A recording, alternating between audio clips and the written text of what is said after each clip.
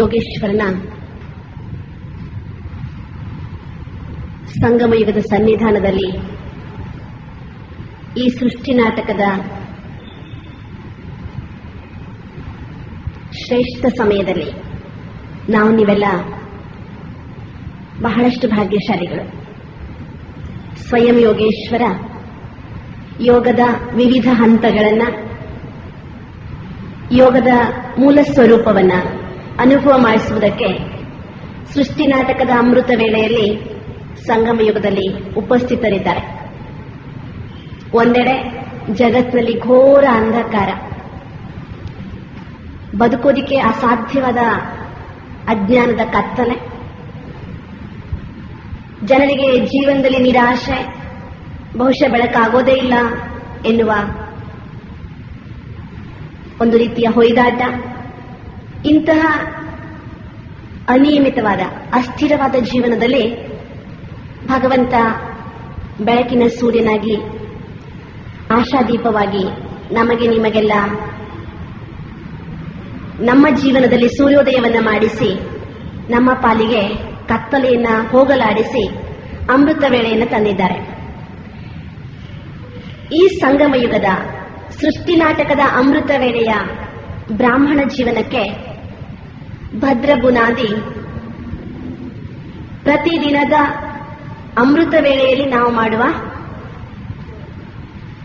ಈಶ್ವರೀಯ ಮಿಲನ, ಪ್ರಭು ಮಿಲನ, ಜನ್ಮ ಜನ್ಮಾಂತರದ ಕಾತರದ ನಿರೀಕ್ಷೆಯ ಕ್ಷಣಗಳನ್ನು ಸಫಲ ಮಾಡಿಕೊಳ್ಳುವಂತಹ ಅಪೂರ್ವವಾದ ಸಮಯ.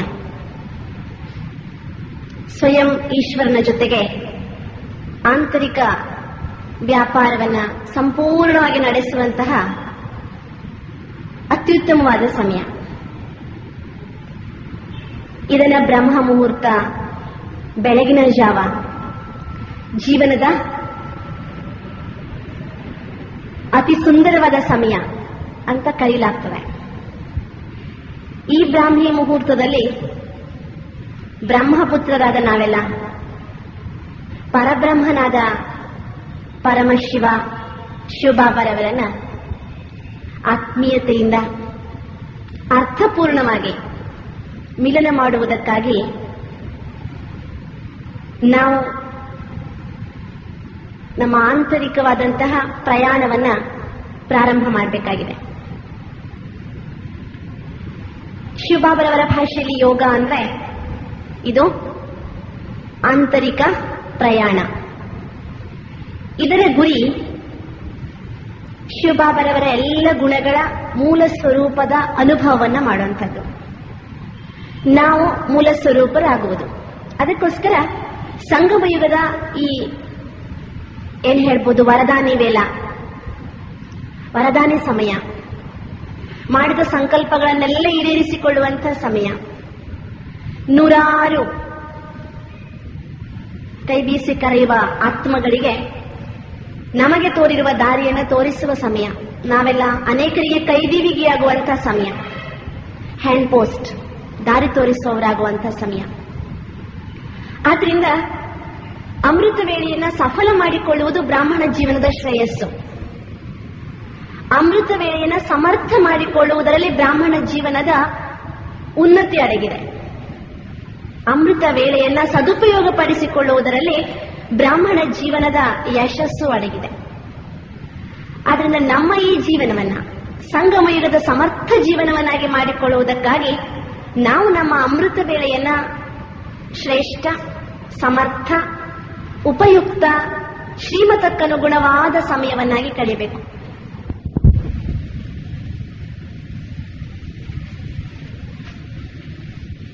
ನಾವು ನೀವುಗಳೆಲ್ಲ ಅತಿ ಭಾಗ್ಯಶಾಲಿಗಳು. ಯಾಕೆಂದ್ರೆ ಸೃಷ್ಟಿ ನಾಟಕದ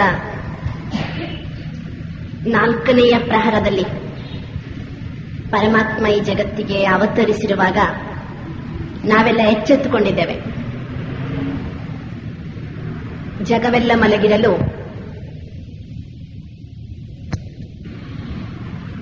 ಲೌಕಿಕದಲ್ಲೊಂದು ಮಾತಿದೆ. ಜಗತ್ತೆಲ್ಲ ಮಲಗಿದ್ದಾಗ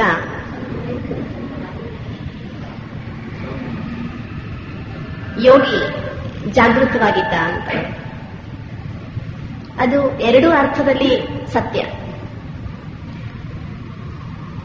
ಮನುಷ್ಯ ಅಜ್ಞಾನದ, ಆಲಸ್ಯದ, ಅತಿ ಭರವಸೆಯ ನಿದ್ದೆಯಲ್ಲಿರುವಾಗ, ಓವರ್ ಕಾನ್ಫಿಡೆನ್ಸ್ ಅಂತ ಹೇಳ್ಬೋದು, ತನ್ನ ಮೇಲೆ ತನಗೆಲ್ಲ ಗೊತ್ತಿದೆ ಎನ್ನುವ ನಿದ್ದೆಯಲ್ಲಿರುವಾಗ, ದೇಹವನ್ನ ತಾನು ಅಂತ ತಿಳ್ಕೊಂಡು ತಾಮಸಿಕತೆಯ ಅತಿಯಲ್ಲಿರುವಾಗ, ಭಗವಂತ ಈ ಜಗತ್ತಿಗೆ ಬಂದಿರುವಾಗ, ಆ ಭಗವಂತನನ್ನ ನೋಡುವ ಭಾಗ್ಯ ನಮಗೆ ನಿಮಗೆ ಸಿಕ್ಕಿದೆ. ಬಹಳ ಸುಂದರವಾಗಿ ಒಬ್ಬ ಕವಿ ಒಂದು ಮಾತನ್ನ ಹೇಳ್ತಾನೆ. ಹೇಳಿದವನಿಗೆ ಎಷ್ಟು ಅರ್ಥವಾಗಿದೆಯೋ ನಮಗಂತೂ ಬಹಳ ಸುಂದರವಾಗಿ ಅರ್ಥವಾಗ್ತದೆ. ಸಾಮಾನ್ಯ ರೂಪದಲ್ಲಿ, ಸಂಸಾರ ವೇಷದಲ್ಲಿ ಸ್ವಾಮಿ ನಿನ್ನೆಡೆಗೆ ಬರಬಹುದು ವರ ನೀಡಿ, ಮಹಿಮೆ ಕಾಂಬೊಡೆ ನಿನಗೆ ಸಂಸ್ಕಾರವಿರಬೇಕು, ತಾಮಸಿಗೆ ವರವೆಲ್ಲಿ ಮಂಕುತಿಮ್ಮ ಅಂತ ಸುಪ್ರಸಿದ್ಧ ಕನ್ನಡದ ಕವಿ ಡಿ.ವಿ.ಶಿ. ಅವರು ಸಾಮಾನ್ಯ ರೂಪದಲ್ಲಿ, ಸಂಸಾರಿ ವೇಷದಲ್ಲಿ, ಬ್ರಹ್ಮ ಬಾಬರವರ ರೂಪದಲ್ಲಿ ಸ್ವಾಮಿ ನಿನ್ನೆಡೆಗೆ ಬರಬಹುದು, ಭಗವಂತ ನಿನ್ ಕಡೆ ಬರಬಹುದು, ವರ ನೀಡಿ, ದೇವತೆಯಾಗು ಮಗು ಅಂತ ಹರಸಿ ಭಗವಂತನ ಮೆಡೆಗೆ ಬಂದಾಗ ಅವನನ್ನ ಗುರುತಿಸೋದು ಯಾರಿಂದ ಸಾಧ್ಯ? ಸಂಸ್ಕಾರವಿರಬೇಕು. ಕಲ್ಪಕಲ್ಪದ ಸಂಸ್ಕಾರ, ಅನಾದಿ ಸಂಸ್ಕಾರ ಇರುವ ಆತ್ಮಗಳು ಮಾತ್ರ ಭಗವಂತನನ್ನ ಅರ್ಥ ಮಾಡಿಕೊಳ್ತಾರೆ. ತಾಮಸಿಗೆ ವರವೆಲ್ಲಿ ಅಂತ ಕೇಳ್ತಾರೆ. ತಾಮಸಿಕತೆಯ ನಿದ್ದೆಯಲ್ಲಿ ಸಂಪೂರ್ಣ ಮೈಮರೆತಿರುವವರಿಗೆ ಭಗವಂತ ಬಂದಿರುವುದು ಅರ್ಥವಾಗುವುದೇ ಇಲ್ಲ. ಆದ್ರಿಂದ ಭಗವಂತನ ಭಾಗ್ಯವನ್ನ ಪಡೆದಿರುವ ನಾವು ನೀವೆಲ್ಲ ನಿಜವಾಗಿಯೂ ಭಾಗ್ಯಶಾಲಿಗಳು. ಆದ್ರಿಂದ ವಿಶೇಷವಾಗಿ ಈ ಭಾಗ್ಯವನ್ನ ನೂರ್ಮಡಿ ಮಾಡ್ಕೊಳ್ಬೇಕು, ನಾವು ಹೆಚ್ಚಿಸ್ಕೊಳ್ಬೇಕು. ಸೃಷ್ಟಿ ನಾಟಕದ ಅಮೃತ ವೇಳೆಯಲ್ಲಿ ಭಗವಂತ ಈ ಜಗತ್ತಿಗೆ ಬಂದಿದ್ದಾನೆ. ಅದೃಷ್ಟವಶಾತ್ ಈ ಅಮೃತ ವೇಳೆಯಲ್ಲಿ ನಾವು ಕಣ್ಣು ಬಿಟ್ಟಿದ್ದೇವೆ. ಭಗವಂತನಿಂದ ಮೂರನೇ ಕಣ್ಣು ಪಡೆದುಕೊಂಡಿದ್ದೇವೆ. ನತು ಮಾಂ ಶಕ್ಯಸೇ ದೃಷ್ಟುಂ ಮಾನೇನ ಏವ ಸ್ವಚಕ್ಷುಷ ದಿವ್ಯಂ ದದಾಮಿ ತೇ ಚಕ್ಷು ಪಶ್ರಮೇ ಯೋಗಮೈಶ್ವರ್ಯಂ ಅಂತ ತನ್ನ ಯೋಗೈಶ್ವರ್ಯ ನೋಡುವುದಕ್ಕೆ, ಯೋಗೇಶ್ವರನಾದ ನನ್ನ ಐಶ್ವರ್ಯ ನೋಡುವುದಕ್ಕೆ ನಿನಗೆ ದಿವ್ಯಂ ದದಾಮಿ ತೇ ಚಕ್ಷು, ದಿವ್ಯವಾದ ಕಣ್ಣುಗಳನ್ನ ಕೊಡ್ತೇನೆ, ಅದರಿಂದ ನೋಡು ಅಂತ ಭಗವಂತ ಹೇಳಿದ್ದಾನೆ. ನಮಗೆಲ್ಲ ಈಗ ಆ ಮೂರನೆಯ ಕಣ್ಣು ಪ್ರದಾನ ಆಗಿದೆ. ದಿವ್ಯ ನೇತ್ರವನ್ನು ನಾವು ಹೊಂದಿದ್ದೇವೆ. ಆದ್ರೆ ಈ ದಿವ್ಯ ನೇತ್ರಕ್ಕೆ ಆಗಾಗ ಧೂಳು ಮುಸುಕ್ತದೆ. ಕೆಲವೊಮ್ಮೆ ಧೂಳು ಮುಸುಕಿದಾಗ ಕಣ್ಣು ಸ್ವಚ್ಛ ಮಾಡ್ಕೊಳ್ಳದಿದ್ರೆ ಪೊರೆ ಬೆಳೆದು ಬಿಡ್ತದೆ. ಆ ಪೊರೆ ಆಪರೇಷನ್ ಆಗ್ಲಿಲ್ಲ ಅಂದ್ರೆ ಕಣ್ಣೇ ಬಾದಾಗಿ ಹೋಗ್ತದೆ. ಅಂದ್ರೆ ಕಣ್ಣು ಕಳೆದುಕೊಂಡ್ಬಿಡ್ತೇವೆ, ದೃಷ್ಟಿ ಕಳೆದ್ಬಿಡ್ತದೆ. ಅದಕ್ಕೋಸ್ಕರ ಸಂಗಮಯುಗದ ಪುರುಷಾರ್ಥಕ್ಕೆ ಭದ್ರ ಬುನಾದಿ ಹೇಗೆ ಭಗವಂತನನ್ನ ಈ ಸೃಷ್ಟಿ ನಾಟಕದಲ್ಲಿ ನೋಡುವುದು ಅಮೃತ ವೇಳೆಯಲ್ಲಿ ಮಾತ್ರ ಸಾಧ್ಯವೋ, ಸೃಷ್ಟಿ ನಾಟಕದ ಅಮೃತ ವೇಳೆಯಲ್ಲಿ ಕಲಿಯುಗದ ರಾತ್ರಿ, ಘೋರ ರಾತ್ರಿ ಕಳೆದು ಸತ್ಯಯುಗದ ಹಗಲು ಪ್ರಾರಂಭವಾಗುವ ಶುಭ ಮುಂಜಾವು, ಹಾಗೆ ಭಗವಂತನ ಪೂರ್ಣ ಪ್ರಾಪ್ತಿಯನ್ನ ಪಡೆದುಕೊಳ್ಳುವ ಸೌಭಾಗ್ಯವೂ ಸಹ ನಮಗೆ ಲಭಿಸುವುದು ಯಾವಾಗ? ದಿನದ ಅಮೃತ ವೇಳೆಯಲ್ಲಿ. ಭಕ್ತಿಯಲ್ಲಿ ರಾತ್ರಿಯನ್ನ 4 ಭಾಗ ಮಾಡ್ತಾರೆ. ಅವರ ಪ್ರಕಾರ ಸೂರ್ಯಾಸ್ತವಾದ ತಕ್ಷಣ ರಾತ್ರಿ ಶುರುವಾಯಿತು 6 ಗಂಟೆಗೆ. ಬೆಳಗಿನ 6 ಗಂಟೆಯವರೆಗಿನ 12 ತಾಸನ್ನ 4 ಪ್ರಹರಗಳು ಅಂತ, 1ನೇ ಪ್ರಹರವನ್ನ ಜಾಗರಣೆ ಅಂತ ಹೇಳ್ತಾರೆ. 6 ರಿಂದ 9, 3 ತಾಸಿಗೆ ಒಂದೊಂದು ಪ್ರಹರ. ಆಮೇಲೆ 2ನೇದು ಭೋಗ ಅಂತ ಹೇಳ್ತಾರೆ, 9 ರಿಂದ 12. 12 ರಿಂದ 3 ಸ್ವಪ್ನ ಅಂತ ಹೇಳ್ತಾರೆ. 4ನೇದು ಅದಕ್ಕೆ ಅವರು ತುರಿಯ ಯೋಗ ಅಂತ ಹೇಳ್ತಾರೆ. ಭಕ್ತರ ಭಾಷೆಯಲ್ಲಿ ತುರಿಯ ಯೋಗ, ತುರಿಯ ಅಂದ್ರೆ ಜ್ಞಾನ, ಬೆಳಕು ಅಂತ ಅರ್ಥ. ಏನೂ ಗೊತ್ತಿಲ್ಲದವರು ಅಷ್ಟು ಸುಂದರವಾಗಿ ಅದನ್ನು ವಿಂಗಡಿಸಿಟ್ಟಿದ್ದಾರೆ. ಶಿವಬಾಬಾ ನಮಗೆ ಹೇಳುವುದು 3 ಗಂಟೆಯಿಂದ 5 ಗಂಟೆಯವರೆಗೆ ಎಂಥ ಸಮಯ? ಅಮೃತ ವೇಳೆ. ನಮ್ಮ ನಿಮ್ಮೆಲ್ಲರ ಭಾಗ್ಯದ ಪರಮಾವಧಿ. ನಮ್ಮನ್ನ ಬೆಳಿಗ್ಗೆ ಬೆಳಿಗ್ಗೆ ಎಬ್ಬಿಸೋರು ಯಾರು? ಬಚ್ಚೆ ಮೇರೆ ಲಾಡಲೆ ಜಾಗೋ ಅಂತ ಎಬ್ಬಿಸುವವರು ಶಿವಬಾಬಾ. ಬಾಬರವರ ಒಂದೊಂದು ಮಾತು ಸಹ ನಮ್ಮ ಜೀವನಕ್ಕೆ ಸಂಜೀವಿನಿ, ಚೈತನ್ಯದಾಯಕ. ಆದ್ದರಿಂದ ವಿಶೇಷವಾಗಿ ನಾವು ಈ ವರ್ಷದ ಸೀಸನ್ ವಾಣಿಯನ್ನು ಗಮನಿಸಿದ್ರೆ ಬಹುಶಃ 2ನೆಯ ವಾಣಿಯಲ್ಲಿ ಇರಬೇಕು ಬಾಬಾ. ವಿಶೇಷವಾಗಿ ಪುರುಷಾರ್ಥಿಗಳಲ್ಲಿ ಅಲ್ಬೇಲಾಪನ್ ಬಂದಿದೆ ಅಂತ ಹೇಳ್ತಾ, ರಾತ್ರಿ ಮಲಗುವಾಗ ಹೇಗೇಗೋ ಮಲಗ್ತೇವೆ, ಬೆಳಿಗ್ಗೆ ಏಳುವಾಗಲೂ ಹೇಗೇಗೋ ಹೇಳ್ತೇವೆ. ಅಮೃತ ವೇಳೆಯಲ್ಲಿ ಅರ್ಧ ನಿದ್ದೆ ಅರ್ಧ ಜಾಗೃತ ಸ್ಥಿತಿ ಇರ್ತದೆ. ನಿದ್ದೆಯಲ್ಲಿ ಶಾಂತಿ ಸಿಕ್ಕಾಗ ಅದೇ ಯೋಗದ ಶಾಂತಿ ಅಂತ ತಿಳ್ಕೊಂಡ್ಬಿಡ್ತೇವೆ ಅಂತ ಎಷ್ಟು ಸುಂದರವಾಗಿ ಏನ್ ಮಾಡಿದ್ದಾರೆ, ಸ್ಪಷ್ಟೀಕರಿಸಿದ್ದಾರೆ ನಮ್ಮ ಆಂತರಿಕ ಸ್ಥಿತಿಯನ್ನು. ಅದಕ್ಕೆ ಸ್ವಲ್ಪ ನಾವು ಆಗಾಗ ನಮ್ಮ ಅಮೃತ ವೇಳೆಯ ಯೋಗದ ಸ್ಥಿತಿಯನ್ನ ಮರುಪರಿಶೀಲನೆ ಮಾಡಬೇಕಾದದ್ದು ಬಹಳ ಅಗತ್ಯ. ಇದರಲ್ಲಿ ಬಹಳ ಮುಖ್ಯವಾಗಿ ಅಮೃತ ವೇಳೆಗಾಗಿ ಸಿದ್ಧತೆ. ನನ್ನ ಅಮೃತ ವೇಳೆಯ ಸ್ಥಿತಿ ಚೆನ್ನಾಗಿರ್ಬೇಕಾದ್ರೆ ಪೂರ್ವ ತಯಾರಿ ಬೇಕು ನನಗೆ ಅಮೃತ ವೇಳೆಗೆ. ಆಮೇಲೆ ಅಮೃತ ವೇಳೆಯ ಮಹತ್ವದವರಿಗಿರ್ಬೇಕು. ಜೊತೆಗೆ ಅಮೃತ ವೇಳೆಯಲ್ಲಿ ಮಾಡುವ ಕಾರ್ಯವಿಧಾನದ ಸ್ಪಷ್ಟ ಕಲ್ಪನೆ ಇರಬೇಕು. ಇದು 3 ಸರಿಯಾಗಿದ್ರೆ ನಮ್ಮ ಅಮೃತ ವೇಳೆ ಸಮರ್ಥವಾಗಿರುತ್ತೆ. ಮೊದಲನೆಯದು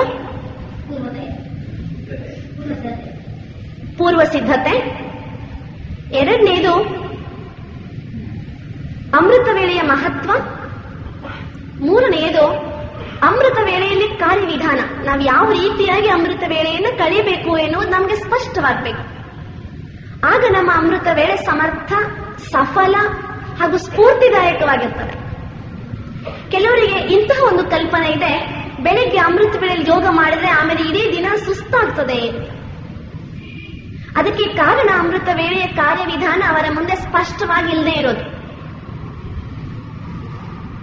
ಆದ್ರಿಂದ ಬಹಳ ಮುಖ್ಯವಾಗಿ ಅಮೃತ ವೇಳೆ ಜ್ಞಾನಮಯವಾಗಿರ್ಬೇಕು, ಅರ್ಥಮಯವಾಗಿರ್ಬೇಕು, ಆನಂದಮಯವಾಗಿರ್ಬೇಕು. ಅಮೃತ ವೇಳೆ ನೇಮಿನಾಥನಂತೆ ಎದ್ದು ಕೂತ್ಕೊಳ್ಬಾರ್ದು. ನಾವು ನಮ್ಮ ಒಂದು ಆಂತರಿಕ ತುರಿಯ ಸ್ಥಿತಿಯಲ್ಲಿ, ಆನಂದದ ಅಂತಿಮ ಸ್ಥಿತಿಯಲ್ಲಿ ಅನುಭವವನ್ನ ಮಾಡಬೇಕು. ಅದಕ್ಕಾಗಿ ನಾವೀಗಾಗಲೇ ತಿಳಿದುಕೊಳ್ಳಂತೆ ಪೂರ್ವ ಸಿದ್ಧತೆ ಬೇಕು. ನಮ್ಮ ಮನಸ್ಸನ್ನು ನಾವು ರೆಡಿ ಮಾಡ್ಕೊಳ್ಬೇಕು. ನೀವು ಊಹಿಸಿ, ನಿಮಗೇನಾದರೂ ಅಮೆರಿಕದ ರಾಷ್ಟ್ರಾಧ್ಯಕ್ಷ ಕ್ಲಿಂಟನ್ ಭೇಟಿ ಮಾಡ್ತೇನೆ ಅಂತ ಅಪಾಯಿಂಟ್ಮೆಂಟ್ ಕೊಟ್ಬಿಟ್ರೆ ಏನ್ ಮಾಡಬಹುದು? ನೀವು ಎಷ್ಟು ದಿನದಿಂದ ತಯಾರಿ ನಡೆಸಬಹುದು, ಡ್ರೆಸ್ ಹೊಲಿಸ್ಕೊಳ್ಬಹುದು, ನೆತ್ತಿ ಜುಟ್ಟಿನಿಂದ ಅಂಗುಷ್ಟದವರೆಗೆ ನಿಮ್ಮನ್ನ ಯಾವ ರೀತಿ ನೀವು ಇಟ್ಟುಕೊಳ್ಬೇಕು ಅಂತ ಒಂದು 5 ನಿಮಿಷದ ಅಪಾಯಿಂಟ್ಮೆಂಟ್ಗೋಸ್ಕರ ಎಷ್ಟು ದಿನದಿಂದ ನೀವು ತಯಾರಿ ಮಾಡಬಹುದು? ಸ್ವಲ್ಪ ಊಹಿಸ್ಕೊಳ್ಳಿ. ಆದ್ರೆ ಅಮೃತ ವೇಳೆಯಲ್ಲಿ ನಾವು ಮಿಲನ ಮಾಡೋದಕ್ಕೆ ಹೋಗುವುದು ಯಾರನ್ನ? ವಿಶ್ವಾಧ್ಯಕ್ಷನಾದ ಭಗವಂತನನ್ನ. ಮಯಾಧ್ಯಕ್ಷೇಣ ಸರ್ವಶ, ಜಗತ್ತೆಲ್ಲವೂ ನನ್ನ ಅಧ್ಯಕ್ಷತೆಯಲ್ಲಿ ನಡೀತದೆ. ಅಂತಹ ತಂದೆಯನ್ನ ಮಿಲನ ಮಾಡೋದಕ್ಕೆ ಹೋಗ್ಬೇಕಾದ್ರೆ ನಾನೆಷ್ಟು ತಯಾರಾಗಬೇಕು? ಇದು ಪೂರ್ವ ಸಿದ್ಧತೆ. ಅದಕ್ಕಾಗಿ ನಾವು ಕೆಲವು ಮಾತುಗಳನ್ನ ಬಹಳ ಮುಖ್ಯವಾಗಿ ಗಮನಿಸಬೇಕು. ನನ್ನ ಅಮೃತ ವೇಳೆ ಸಮರ್ಥವಾಗಿರ್ಬೇಕಾದ್ರೆ ರಾತ್ರಿ ನಾನು ತಪ್ಪದೇ ನನ್ನ ಇಡೀ ದಿನದ ದಿನಚರಿಯನ್ನ ಮುಗಿಸಿ ಮಲಗಬೇಕು. ದಿನಚರಿಗೆ ಪೂರ್ಣ ವಿರಾಮ ಇರಬೇಕು. ಹಳಸಲು ಮಾಲನ್ನ ನಾಳೆಗೋಸ್ಕರ ತೆಗೆದುಕೊಂಡು ಹೋಗಬಾರ್ದು. ಏನೂ ಹಳೆ ಉಳಿದದ್ದು ಕೊಳೆತದ್ದು ಏನೂ ತೆಗೆದುಕೊಂಡು ಹೋಗಬಾರ್ದು. 2ನೇದಾಗಿ, ಈ ದಿನದಲ್ಲಿ ಯಾರ ಜೊತೆಗಾದ್ರೂ ಘರ್ಷಣೆಯಾದ್ರೆ, ಮನಸ್ತಾಪ ನಡೆದಿದ್ರೆ, ಯಾರ ಬಗ್ಗೆಯಾದ್ರೂ ಪರಚಿಂತನೆ ಮಾಡಿದ್ರೆ ರಿವೈಸ್ ಮಾಡಿಕೊಂಡು ಆ ಆತ್ಮಗಳನ್ನ ನಮ್ಮ ಮುಂದೆ ಇಮರ್ಜ್ ಮಾಡಿ ಅವರ ಹತ್ರ ಕ್ಷಮೆ ಕೇಳ್ಕೊಳ್ಬೇಕು ರಾತ್ರಿ. ಇಲ್ಲ ಅಂದ್ರೆ ಅಮೃತ ವೇಳೆಯಲ್ಲಿ ಭಗವಂತನ ಬದಲಾಗಿ ನಿಮಗೆ ಆ ಆತ್ಮಗಳ ಮಿಲನವಾಗ್ತದೆ. ಯಾ दुनिया की आती है जिस पर या तो ज्यादा प्यार हो या तो ज्यादा क्रोध हो या ईर्षा हो. ನೆನಪು ಯಾರು ಹೆಚ್ಚಿಗೆ ಬರ್ತದೆ ಅಂದ್ರೆ ಯಾರ ಬಗ್ಗೆ ಹೆಚ್ಚಿಗೆ ಪ್ರೀತಿ ಇದೆ ಅವ್ರಿಗೆ ಬರ್ತದೆ, ಇಲ್ಲ ಯಾರ ಬಗ್ಗೆ ಹೆಚ್ಚಿಗೆ ದ್ವೇಷ ಇದೆ ಅವ್ರಿಗೆ ಬರ್ತದೆ. ನಮಗೆ ಅದಕ್ಕೋಸ್ಕರ ರಾತ್ರಿ ಅದನ್ನ ಆ ಆತ್ಮಗಳನ್ನ ಎದುರಿಗೆ ಸ್ಪಷ್ಟಪಡಿಸಿಕೊಂಡು ಇಮರ್ಜ್ ಮಾಡಿಕೊಂಡು ಸಾರಿ ಬಾಬಾ ಅಂತ ಅವ್ರ ಹತ್ರ ಸಾರಿ ಕೇಳಿ ಈಶ್ವರನ ಮುಂದೆಯೂ ಸ್ಪಷ್ಟಪಡಿಸಿಕೊಂಡು ಮುಗಿಸ್ಬೇಕು ಅಲ್ಲಿಗೆ ಅದನ್ನ. ಆಮೇಲೆ ಇನ್ನೊಂದು ಬಹಳ ಮುಖ್ಯವಾದದ್ದು ನಾವು ಮಾಡಬೇಕಾಗಿರೋದು, ಈ ಸಲ ಬಾಬರವರ ಮಹಾವಾಕ್ಯಗಳನ್ನ ಮುಂದಿಟ್ಕೊಂಡು ಗಮನಿಸಿದಾಗ ಹಾಸಿಗೆ ಮೇಲೆ ಏನನ್ನೂ ಮಾತನಾಡಬಾರದು. ಬಾಬನಿಗೆ ಗುಡ್ ನೈಟ್ ಹೇಳಿದ ಮೇಲೆ ಏನೂ ಮಾತನಾಡಬಾರದು. ಈ 3 ಸೂತ್ರಗಳನ್ನ ನಮ್ಮ ಮುಂದೆ ಇಟ್ಟುಕೊಂಡ್ರೆ ನಮ್ಮ ಮಾನಸಿಕ ಸಿದ್ಧತೆ ಅರ್ಧವಾದಂತೆ, ಪೂರ್ತಿಯಾಗಲಿಲ್ಲ. ಇನ್ನು ಮುಂದೆ ಪೂರ್ವ ತಯಾರಿ ಏನು ಅಂದ್ರೆ, ನಾಳೆ ನಾನು ನನ್ನ ಪ್ರಿಯತಮನೋ, ಸ್ನೇಹಿತನೋ, ಶಿಕ್ಷಕನೋ, ಸದ್ಗುರುವೋ ಯಾವ ರೂಪದಲ್ಲಿ ಪರಮಾತ್ಮನನ್ನ ಮಿಲನ ಮಾಡೋದಕ್ಕೆ ಕೊಟ್ಟಿದ್ದೇನೆ ಅವನ ಜೊತೆಗೆ ಮಾತನಾಡಬಹುದಾದ ಮಾತುಗಳನ್ನು ಕಲ್ಪಿಸಿಕೊಳ್ಬೇಕು. ಇವತ್ತೇ ಹಾಸಿಗೆ ಮೇಲೆ ಮಲಗಿ ಅದನ್ನೇ ಯೋಚಿಸ್ತಾ ನಿದ್ದೆ ಹೋಗ್ಬೇಕು. ಆಗ ಬೆಳಿಗ್ಗೆ ಕಣ್ಬಿಟ್ಟಾಗ ನಾವು ಮುಂದೆ ಯಾರನ್ನ ಕಾಣ್ತೇವೆ? ಶಿವಬಾಬರವರನ್ನೇ ಕಾಣ್ತೇವೆ.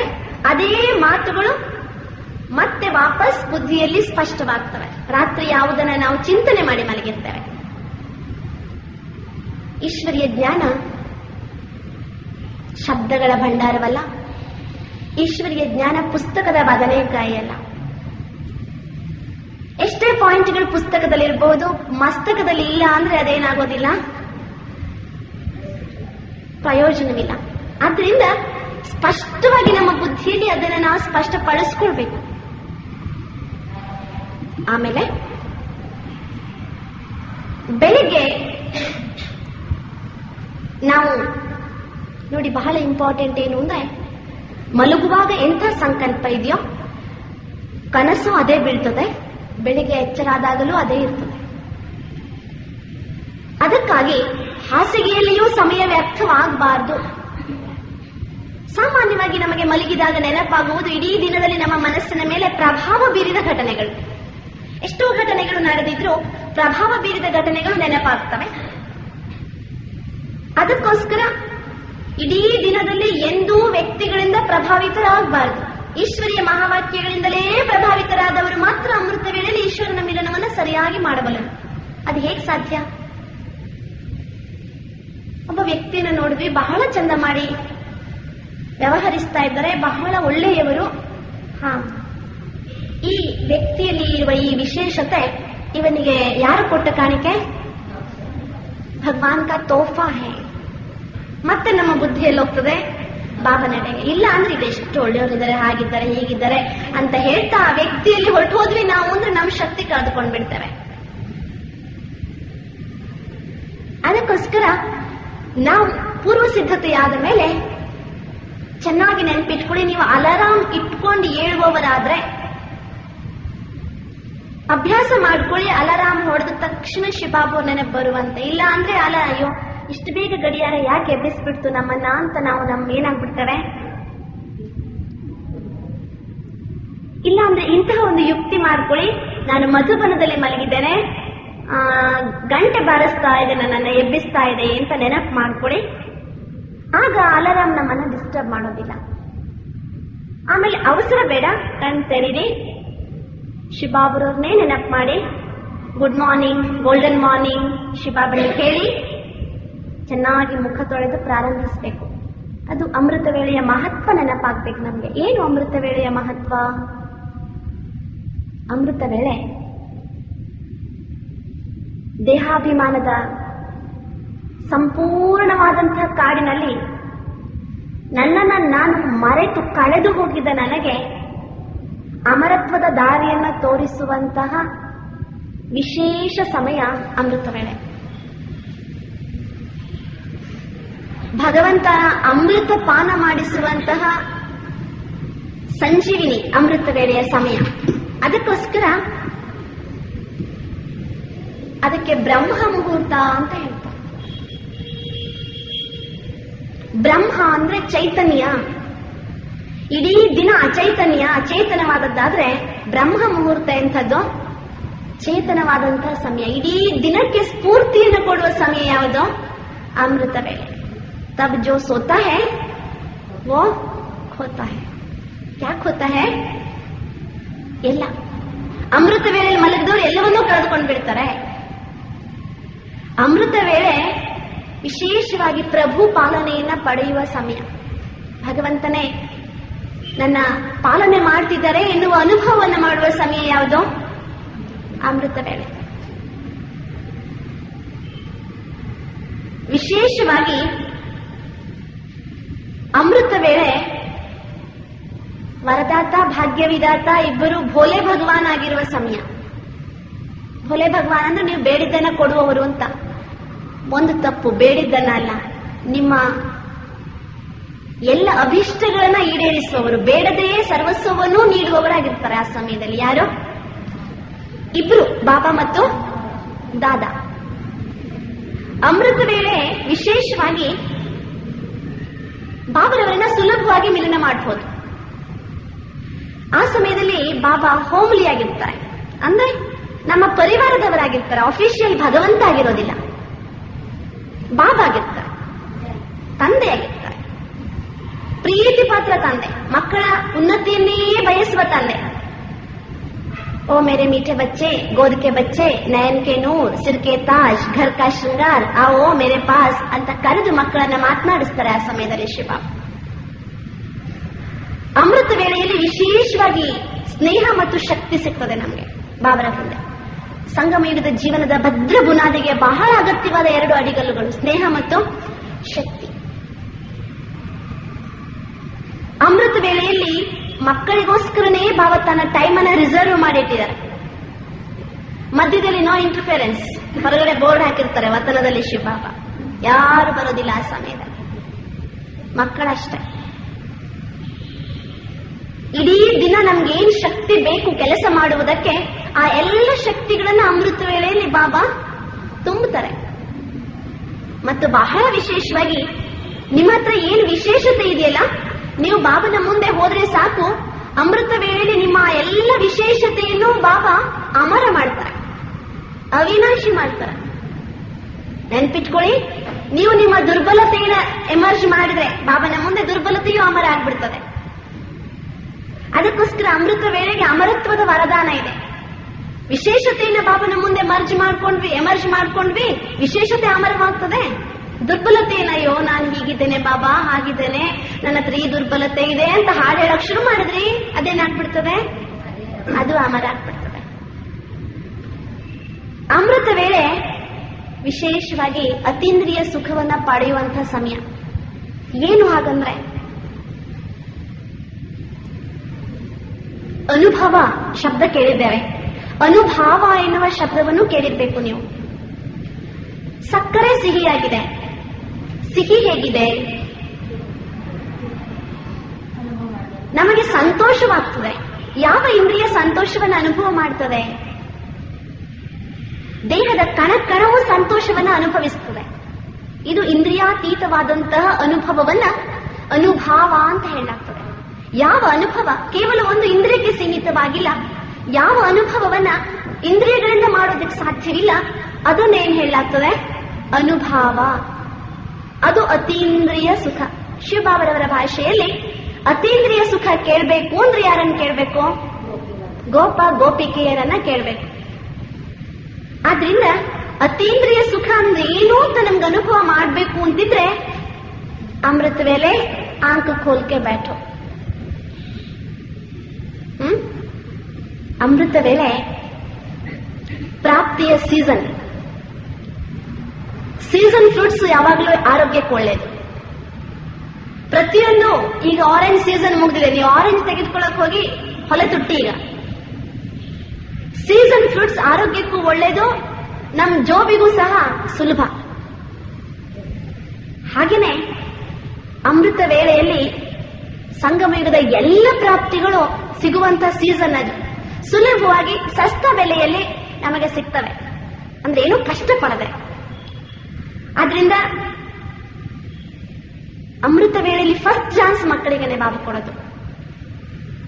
ಅಮೃತ ವೇಳೆಯಲ್ಲಿ ಪ್ರಾಪ್ತಿ ಪಡ್ಕೊಳ್ಳೋದಿಕ್ಕೆ ಮಹಾರಥಿಗಳು ಮೊದಲು ಹೋಗ್ಬೇಕು, ಟೀಚರ್ಸ್ ಮೊದಲು ಹೋಗ್ಬೇಕು, ಸ್ಟೂಡೆಂಟ್ಸ್ ಹಿಂದಿನಿಂದ ಹೋಗ್ಬೇಕು, ಧಾರಣೆ ಇದ್ದವರು ಮುಂದೆ ಹೋಗ್ಬೇಕು, ಧಾರಣೆ ಇಲ್ಲದವರು ಹಿಂದೆ ಹೋಗ್ಬೇಕು. ಅವೆಲ್ಲ ಯಾವ ನಿಯಮಾವಳಿಗಳು ಇಲ್ಲ. ಸಚ್ಚೆ ದಿಲ್ ಪೆ ಸಾಹೇಬ್ ರಾಜಿ ಹೈ. ಆದ್ರಿಂದ ಬಹಳ ಮುಖ್ಯವಾದ ಪಾಯಿಂಟ್, ಅಮೃತ ವೇಳೆಯಲ್ಲಿ ಬಾಬಾ ಮಾ ನಿಮಗೆ ವಿಶೇಷ ಟಾನಿಕ್ ರೆಡಿ ಮಾಡಿ ಇಟ್ಕೊಂಡಿರ್ತಾರೆ ಕೊಡೋದಿಕ್ಕೋಸ್ಕರ. ಶಕ್ತಿಶಾಲಿಯಾದಂತಹ ಫ್ರೂಟ್ಸ್ ಇಟ್ಕೊಂಡಿರ್ತಾರೆ ಮಕ್ಕಳಿಗೆ ತಿನ್ನಿಸುವುದಕ್ಕೋಸ್ಕರ. ಮಿಸ್ ಮಾಡಿಕೊಂಡ್ರೆ ಇಡೀ ದಿನದ ಶಕ್ತಿಶಾಲಿ ಆಹಾರ ಮಿಸ್ ಆಗ್ಬಿಡ್ತದೆ. ಅದಕ್ಕೋಸ್ಕರ ಅಮೃತ ವೇಳೆಯ ಮಹತ್ವವನ್ನು ಅನುಭವ ಮಾಡುವುದಕ್ಕೆ ಗೂಢಾಕೇಶರಾಗಬೇಕು. ಅರ್ಜುನನಿಗೆ ಗೂಢಾಕೇಶ ಅಂತ ಹೆಸರಿದೆ. ಗೂಢಾಕೇಶ ಅಂದ್ರೆ ನಿದ್ರಾಜೀತ್ ಅಂತ ಅರ್ಥ, ನಿದ್ದೆ ಗೆದ್ದವನು ಅಂತ. ಅವನು ನಿದ್ದೆ ಮಾಡ್ತಿರ್ಲಿಲ್ಲ ಎನ್ನುವುದು ಒಂದು ಗಾಯನ ಬರ್ತದೆ. ನಾವೇ ನಿಜವಾದ ಅರ್ಜುನರು. ಭಗವದ್ಗೀತೆಯ ವಿಮರ್ಶೆಯಲ್ಲಿ ಒಂದು ಮಾತು ಬರ್ತದೆ, ದ್ರೋಣ, ಭೀಷ್ಮ, ಕೃಪ, ಅಶ್ವತ್ಥಾಮ, ದ್ರುಪದ, ಧರ್ಮರಾಜ, ವಿರಾಟ ಇಂಥ ಮಹಾರಥಿಗಳನ್ನ ಬಿಟ್ಟು ಅರ್ಜುನನಿಗೆ ಗೀತೆ ಯಾಕೆ ಸಿಕ್ಕಿತು ಅಂದ್ರೆ ಅರ್ಜುನ ಪೂರ್ವತಾಪ ಪಟ್ಟ. ಅದಕ್ಕೋಸ್ಕರ ಇವ್ರನ್ನೆಲ್ಲ ಸಾಯಿಸ್ಬೇಕಲ್ಲ ಅಂತ ಅವನು ಮೊದಲೇ ಯೋಚನೆ ಮಾಡಿದ. ವಾಸ್ತವಿಕವಾಗಿ ಅದು ಸಂಗಮ ಯುಗದ ಬ್ರಾಹ್ಮಣರ ಸರ್ವಶ್ರೇಷ್ಠ ವಿಶೇಷತೆ. बाबा ಹೇಳ್ತಾರೆ, बच्चे कुछ भी करने के पहले 10 बार सोचो, सोच समझ कर करो, दूरांदेशी होकर करो, त्रिकालदर्शी होकर करो. ಮುಂದೆ ಏನಾಗಬಹುದು ನಾನು ಹೀಗೆ ಮಾಡಿದೆ ಅಂತ ಯೋಚಿಸಿ ಮಾಡಿ. ಇದು ಪೂರ್ವತಾಪ. ಮಾಡಿದ ಮೇಲೆ ಪಡುವುದು ಪಶ್ಚಾತ್ತಾಪ. ಆದ್ರಿಂದ ನಾವು ಭಗವಂತನನ್ನ ಪಡೆಯದೇ ಇದ್ರೆ ನಮ್ಮ ಭವಿಷ್ಯ ಖಂಡಿತ ಶೋಚನೀಯವಾಗ್ತದೆ ಅಂತ ಪೂರ್ವತಾಪ ಪಟ್ಟು ಅವನನ್ನ ಪಡ್ಕೊಂಡಿದ್ದಾರೆ. ಅದಕ್ಕೆ ಭಗವಂತ ನಮ್ಮ ಮುಂದೆ ಏನ್ ಹೇಳ್ತಾ ಇದ್ದಾನೆ, ನಿಜವಾದ ಸತ್ಯಗೀತಾ ಜ್ಞಾನವನ್ನ ಕೊಡ್ತಾ ಇದ್ದಾನೆ. ಆ ಸತ್ಯಗೀತಾ ಜ್ಞಾನ ನಮ್ಮ ಜೀವನದಲ್ಲಿ ಬರಬೇಕು ಅಂದ್ರೆ ಖಂಡಿತವಾಗಿಯೂ ನಾವು ಗೂಢಾಕೇಶರಾಗಬೇಕು, ನಿದ್ದೆ ಗೆಲ್ಬೇಕು. ಮೊದಲು ನಾವು ಗೆಲ್ಬೇಕಾಗಿರೋ ನಿದ್ದೆ ಹುಡುಗಾಟಿಕೆ ನಿದ್ದೆ. ಅದು ಚಲ್ತಾ ಹೇ, ಬಾಬಾ ತೋ ಹಮಾರಾ ಪ್ಯಾರಾ ಬಾಬಾ ಹೇ, ನನಗಲ್ದೆ ಇನ್ಯಾರಿಗೆ ಕೊಡ್ಬೇಕು, ಅರ್ಧ ತಾಸು ತಡ ಮಾಡಿ ಹೋದ್ರು ಕೊಡ್ತಾನೆ ಎನ್ನುವ ಫೀಲಿಂಗ್ ಏನಿದೆ ನಮ್ಮ ಮನಸ್ಸಿನಲ್ಲಿ ಅದನ್ನ ತೆಗೆದು ಹಾಕ್ಬೇಕು. ಆಮೇಲೆ ವಿಶೇಷವಾಗಿ ನಾವು ನಮಗಿಂತ ಹಿರಿಯರನ್ನ ನೋಡುವಾಗ ಅವರಲ್ಲಿ ನೋಡುವ ದುರ್ಬಲತೆಗಳನ್ನ ನೋಡ್ತೇವಲ್ಲ, ಅದನ್ನ ಮೊದಲು ಬಿಡ್ಬೇಕು. ಅವ್ರು ಹಾಗೆ ಮಾಡ್ತಾರಲ್ಲ ನಡೀತದೆ ನಾನು. ಅದಕ್ಕೆ ಅಮೃತ ವೇಳೆಯ ಮಹತ್ವದ ಅರಿವಾದಾಗ हर एक के पुरुषार्थ के लिए खुद का मिसाल खुद ही है, दूसरों का मिसाल मत लो. ಬೇರೆಯವರ ಉದಾಹರಣೆ ಪುರುಷಾರ್ಥಕ್ಕೆ ಬೇಡ, ನಿಮ್ಮ ಪುರುಷಾರ್ಥಕ್ಕೆ ನೀವೇ ಉದಾಹರಣೆ. ಅನುಸರಿಸುವುದಾದ್ರೆ ಬ್ರಹ್ಮ ಬಾಬರವರನ್ನ ಅನುಸರಿಸಿ, ಕೇಳುವುದಾದ್ರೆ ಶಿವಬಾಬರವರನ್ನ ಕೇಳಿ, ಬೇರೆಯವರ ದುರ್ಬಲತೆಗಳನ್ನ ಗಮನಿಸಬೇಡಿ. ಆಗ ಹುಡುಗಾಟಿಕೆ ಬರ್ತದೆ. ಮೊದಲು ಗೆಲ್ಲಬೇಕಾಗಿರೋ ನಿದ್ದೆ ಹುಡುಗಾಟಿಕೆಯದು, ಎರಡನೇದು ಆಲಸ್ಯದ್ದು. ಅಮೃತ ವೇಳೆಯಲ್ಲಿ ಯೋಗ ಎಷ್ಟು ಪವರ್ಫುಲ್ ಆಗಿರ್ತದೋ ನಿದ್ದೆಯೂ ಅಷ್ಟೇ ಪವರ್ಫುಲ್ ಆಗಿರ್ತದೆ. ಯೋಗದಲ್ಲಿ ಎಷ್ಟು ಶಕ್ತಿ ಅನುಭವ ಆಗ್ತದೋ ಅಮೃತ ವೇಳೆಯ ನಿದ್ದೆ ಮಾಡಿದಾಗಲೂ ಅಷ್ಟೇ ಶರೀರಕ್ಕೆ ಶಕ್ತಿ ಸಿಕ್ಕಂತೆ ಅನ್ನಿಸ್ತದೆ, ಆತ್ಮಕ್ಕಲ್ಲ. ಅದಕ್ಕೋಸ್ಕರ ಬೇಗ ಮಲಗಿ ಬೇಗ ಏಳು ಜಾಣನಾಗು ಅಂತ ಸಣ್ಣ ಮಕ್ಕಳಿರುವಾಗ ಪಾಠ ಹೇಳ್ತಿದ್ರು, ನಿಮಗೂ ಕೇಳಿರ್ಬೇಕು. ಅದಕ್ಕೆ ಸಾಧ್ಯವಾದಷ್ಟು ಕನಿಷ್ಠ ಅಂದ್ರೆ ಬೇಗ 10 ಗಂಟೆಗೆ ಮಲಗಿ 4 ಗಂಟೆ ಅಂದ್ರೆ ಕೋಳಿ ಕೂಗುವ ಮುನ್ನ ನೀನೇಳು ಜಾಣ ಅಂತ ಹಿಂದೆಲ್ಲ ಹಾಡು ಹೇಳ್ತಿದ್ರು. ಅದಕ್ಕೋಸ್ಕರ ನಮ್ಮ ಅಮೃತ ವೇಳೆ ಕನಿಷ್ಠ 3:45 ನಾವು ಕಣ್ ತೆರೆದು 4 ಗಂಟೆಗೆ ಬಾಬರವರ ಎದುರಿನಲ್ಲಿ ಕೂತು ಕನಿಷ್ಠ 1 ತಾಸು ಜನ್ಮ ಜನ್ಮಾಂತರದ ನಿರೀಕ್ಷೆ ಮಾಡಿರೋ ತಂದೆಯ ಹತ್ತಿರ ಮನಸ್ಸು ಬಿಚ್ಚಿ ಮಾತನಾಡಬೇಕು. ಅದಕ್ಕಾಗಿ ಈ ಅಮೃತ ವೇಳೆಯ ಮಹತ್ವವನ್ನ ನೀವೇನೀಗ ಕೆಲವು ಪಾಯಿಂಟ್ಸ್ ಗಳನ್ನ ಕೇಳಿದ್ದೇವೆ, ದಿನಾ ನಾವು ರಿವೈಸ್ ಮಾಡಬೇಕು ಬುದ್ಧಿಯಲ್ಲಿ. ಆಮೇಲೆ ಅಮೃತ ವೇಳೆಯಲ್ಲಿ ಎದ್ದು ಏನ್ ಮಾಡಬೇಕು, ಒಂದು ಕಥೆ ಕೇಳಿರ್ಬೇಕು. ಒಬ್ಬ ಮೀನುಗಾರ ದಿನಾ ಮೀನು ಹಿಡಿಯೋದಿಕ್ ಹೋಗ್ತಿದ್ನಂತೆ. ಚುಮು ಬೆಳಕಾಗೋಕ್ ಮುಂಚೆನೆ ಹೊರಟು ಹೋಗಿ ಬೇಗ ಮೀನು ಹಿಡ್ಕೊಂಡು ಬಂದು ಮಾರ್ಕೆಟ್ನಲ್ಲಿ ಮಾರಾಟ ಮಾಡಿ ಸುಖವಾಗಿದ್ದ. ಒಂದಿನ ಅವನು ಬೆಳಗಾಗೋಕ್ ಮುಂಚೆ ಇದು ಬೆಳದಿಂಗಳ ರಾತ್ರಿಯಲ್ಲಿ ಬೆಳಗಾಯ್ತು ಅಂತ ಹೋಗ್ಬಿಟ್ಟ. ಅವನಿಗೆ ಒಂದಿಷ್ಟು ಗಂಟು ಸಿಕ್ತು ರಸ್ತೆಯಲ್ಲಿ. ಅದರಲ್ಲಿ ಬರೀ ಇಂತಿಂತ ದಪ್ಪ ಹರಳುಗಳಿದ್ದು. ಅವನಿಗೆ ತಮಾಷೆ ಅನ್ನಿಸ್ತು. ಸಮುದ್ರ ತೀರಕ್ಕೆ ಹೋದ, ಎಲ್ಲ ಹರಳು ತೆಗೆದು, ಹೀಗೆ ಟೈಮ್ ಬೆಳಕಾಗಿರ್ಲಿಲ್ಲ, ನೀರ್ ಕಾಣ್ತಿರ್ಲಿಲ್ಲ, ಆ ಕಲ್ಲನ್ನೆಲ್ಲ ಹೀಗೆ ಎಸಿತಾ ಕೂತ. ಅವನ ಆ ಚೀಲದಲ್ಲಿರುವ ಕಲ್ಲು ಖಾಲಿಯಾಗಿ ಒಂದೇ ಉಳಿದಿತ್ತು ಹರಳು. ಆಗ ಸೂರ್ಯೋದಯವಾಯ್ತು. ಸೂರ್ಯನ ಕಿರಣಗಳು ಅದ್ರ ಮೇಲೆ ಬಿದ್ದರೆ ಏನ್ ಚಂದ ಹೊಳಿತಾ ಇತ್ತು ಅದು. ಆಗ ಅವನಿಗೆ ಸ್ವಲ್ಪ ಶಾಕ್ ಆಗಿ ಅವನು ಪೇಟೆಗೆ ಓಡ್ದ. ನೋಡಿದ್ರೆ ಅದು ಬೆಲೆ ಬಾಳುವ ವಜ್ರ. ಆಮೇಲೆ ಇಡೀ ಸಮುದ್ರ ಹುಡುಕದ ಹುಡುಕದ ಹುಡುಕದ, ಎಲ್ಲೂ ಸಿಕ್ಲಿಲ್ಲ. ಎಲ್ಲ ಏನಾಗೋಯ್ತು, ಬೆಲೆ ಬಾಳುವ ವಜ್ರ ಕೈಗೆ ಬಂದಿದ್ದು ಬಾಯಿಗೆ ಬರ್ಲಿಲ್ಲ ಅಂತ ಹೋಯ್ತು. ಹಾಗೆ ಸಂಗಮಯುಗದಲ್ಲಿ ಶಿವಬಾಬಾ ಅಮೂಲ್ಯವಾದ ಜ್ಞಾನ ರತ್ನಗಳನ್ನ ನಾವೇನು ಹುಡುಕೊಂಡು ಹೋಗಿರ್ಲಿಲ್ಲ. ರಸ್ತೆಯಲ್ಲಿ ನಡೆಯುವಾಗ ಕಾಲಿಗೆ ಎಡುವುದಂಗೆ ಸಿಕ್ಬಿಡ್ತು ನಮ್ಗೆ. ಆ ಅಮೂಲ್ಯ ರತ್ನಗಳು ಸಫಲವಾಗಬೇಕು ಅಂದ್ರೆ ಆಮೇಲೆ ಕಳೆದು ಹೋದ್ಮೇಲೆ ಯೋಚನೆ ಮಾಡಿದ್ರೆ ಪ್ರಯೋಜನವಿಲ್ಲ. ಅದನ್ನು ನಮ್ಮ ಬಳಿ ನಾವು ಪ್ರಿಸರ್ವ್ ಮಾಡಿ ಇಟ್ಕೊಳ್ಬೇಕಾದ್ರೆ ಅಮೃತ ವೇಳೆಯಲ್ಲಿ ನಾವು ಅವುಗಳನ್ನೇನ್ ಮಾಡ್ಬೇಕು, ರಿವೈಸ್ ಮಾಡಬೇಕು, ಜೀವನ ಮಾಡಬೇಕು, ಮನನ ಮಾಡಬೇಕು, ಚಿಂತನೆ ಮಾಡಬೇಕು. ಅದಕ್ಕಾಗಿ ವಿಶೇಷವಾಗಿ ಅಮೃತ ವೇಳೆಯಲ್ಲಿ ನಾವು ಜ್ಞಾನಮೂರ್ತಿ ಹಾಗೂ ಧಾರಣಾಮೂರ್ತಿ ಆಗಿರ್ಬೇಕು. ಯಾವ ಧಾರಣೆಯ ವಿಷಯ ನಮಗೆ ಕಷ್ಟವಾಗ್ತದೋ ಆ ವಿಷಯವನ್ನು ನಾವು ಅಮೃತ ವೇಳೆಯಲ್ಲಿ ಮನನ ಮಾಡಬೇಕು. ಬಾಬಾ ಹೇಳಿದ ಯಾವ ಜ್ಞಾನ ನಮಗೆ ಸ್ಪಷ್ಟವಾಗುವುದಿಲ್ವೋ ಅದನ್ನು ನಾವು ಆ ಸಮಯದಲ್ಲಿ ಮನನ ಮಾಡಿದ್ರೆ ಅದು ನಮಗೆ ಸ್ಪಷ್ಟವಾಗ್ತದೆ ಬಾಬಾರವರಿಂದ. ವಿಶೇಷವಾಗಿ ಅಮೃತ ವೇಳೆಯ ಯೋಗಾಭ್ಯಾಸದಲ್ಲಿ ಬಹಳ ಸಫಲವಾಗಿ ನಾವು ಮಾಡಬಹುದಾದದ್ದು ಆತ್ಮಿಕ ವಾರ್ತಾಲಾಪವನ್ನು. ಬಾಬನ ಜೊತೆಗೆ ಮಾತನಾಡಿ ಹೀಗೆ ನಾನು ಜ್ಯೋತಿ, ನೀನು ಜ್ಯೋತಿ, ನಾನು ಬಿಂದು, ನೀನು ಬಿಂದು, ನಾನು ನೀನು ಇಬ್ರು ಬಂಧು ಅಂತ ಕೂತ್ಕೊಂಡ್ರೆ ತುಗುಡಿಗೆ ಬಂದ್ಬಿಡ್ತದೆ. ಅದಕ್ಕೆ ಹೀಗೆ ಮಾಡಿ ಬಾಬನ ಹತ್ರ ಮಾತನಾಡೋದಕ್ಕೆ ಶುರು ಮಾಡಿ.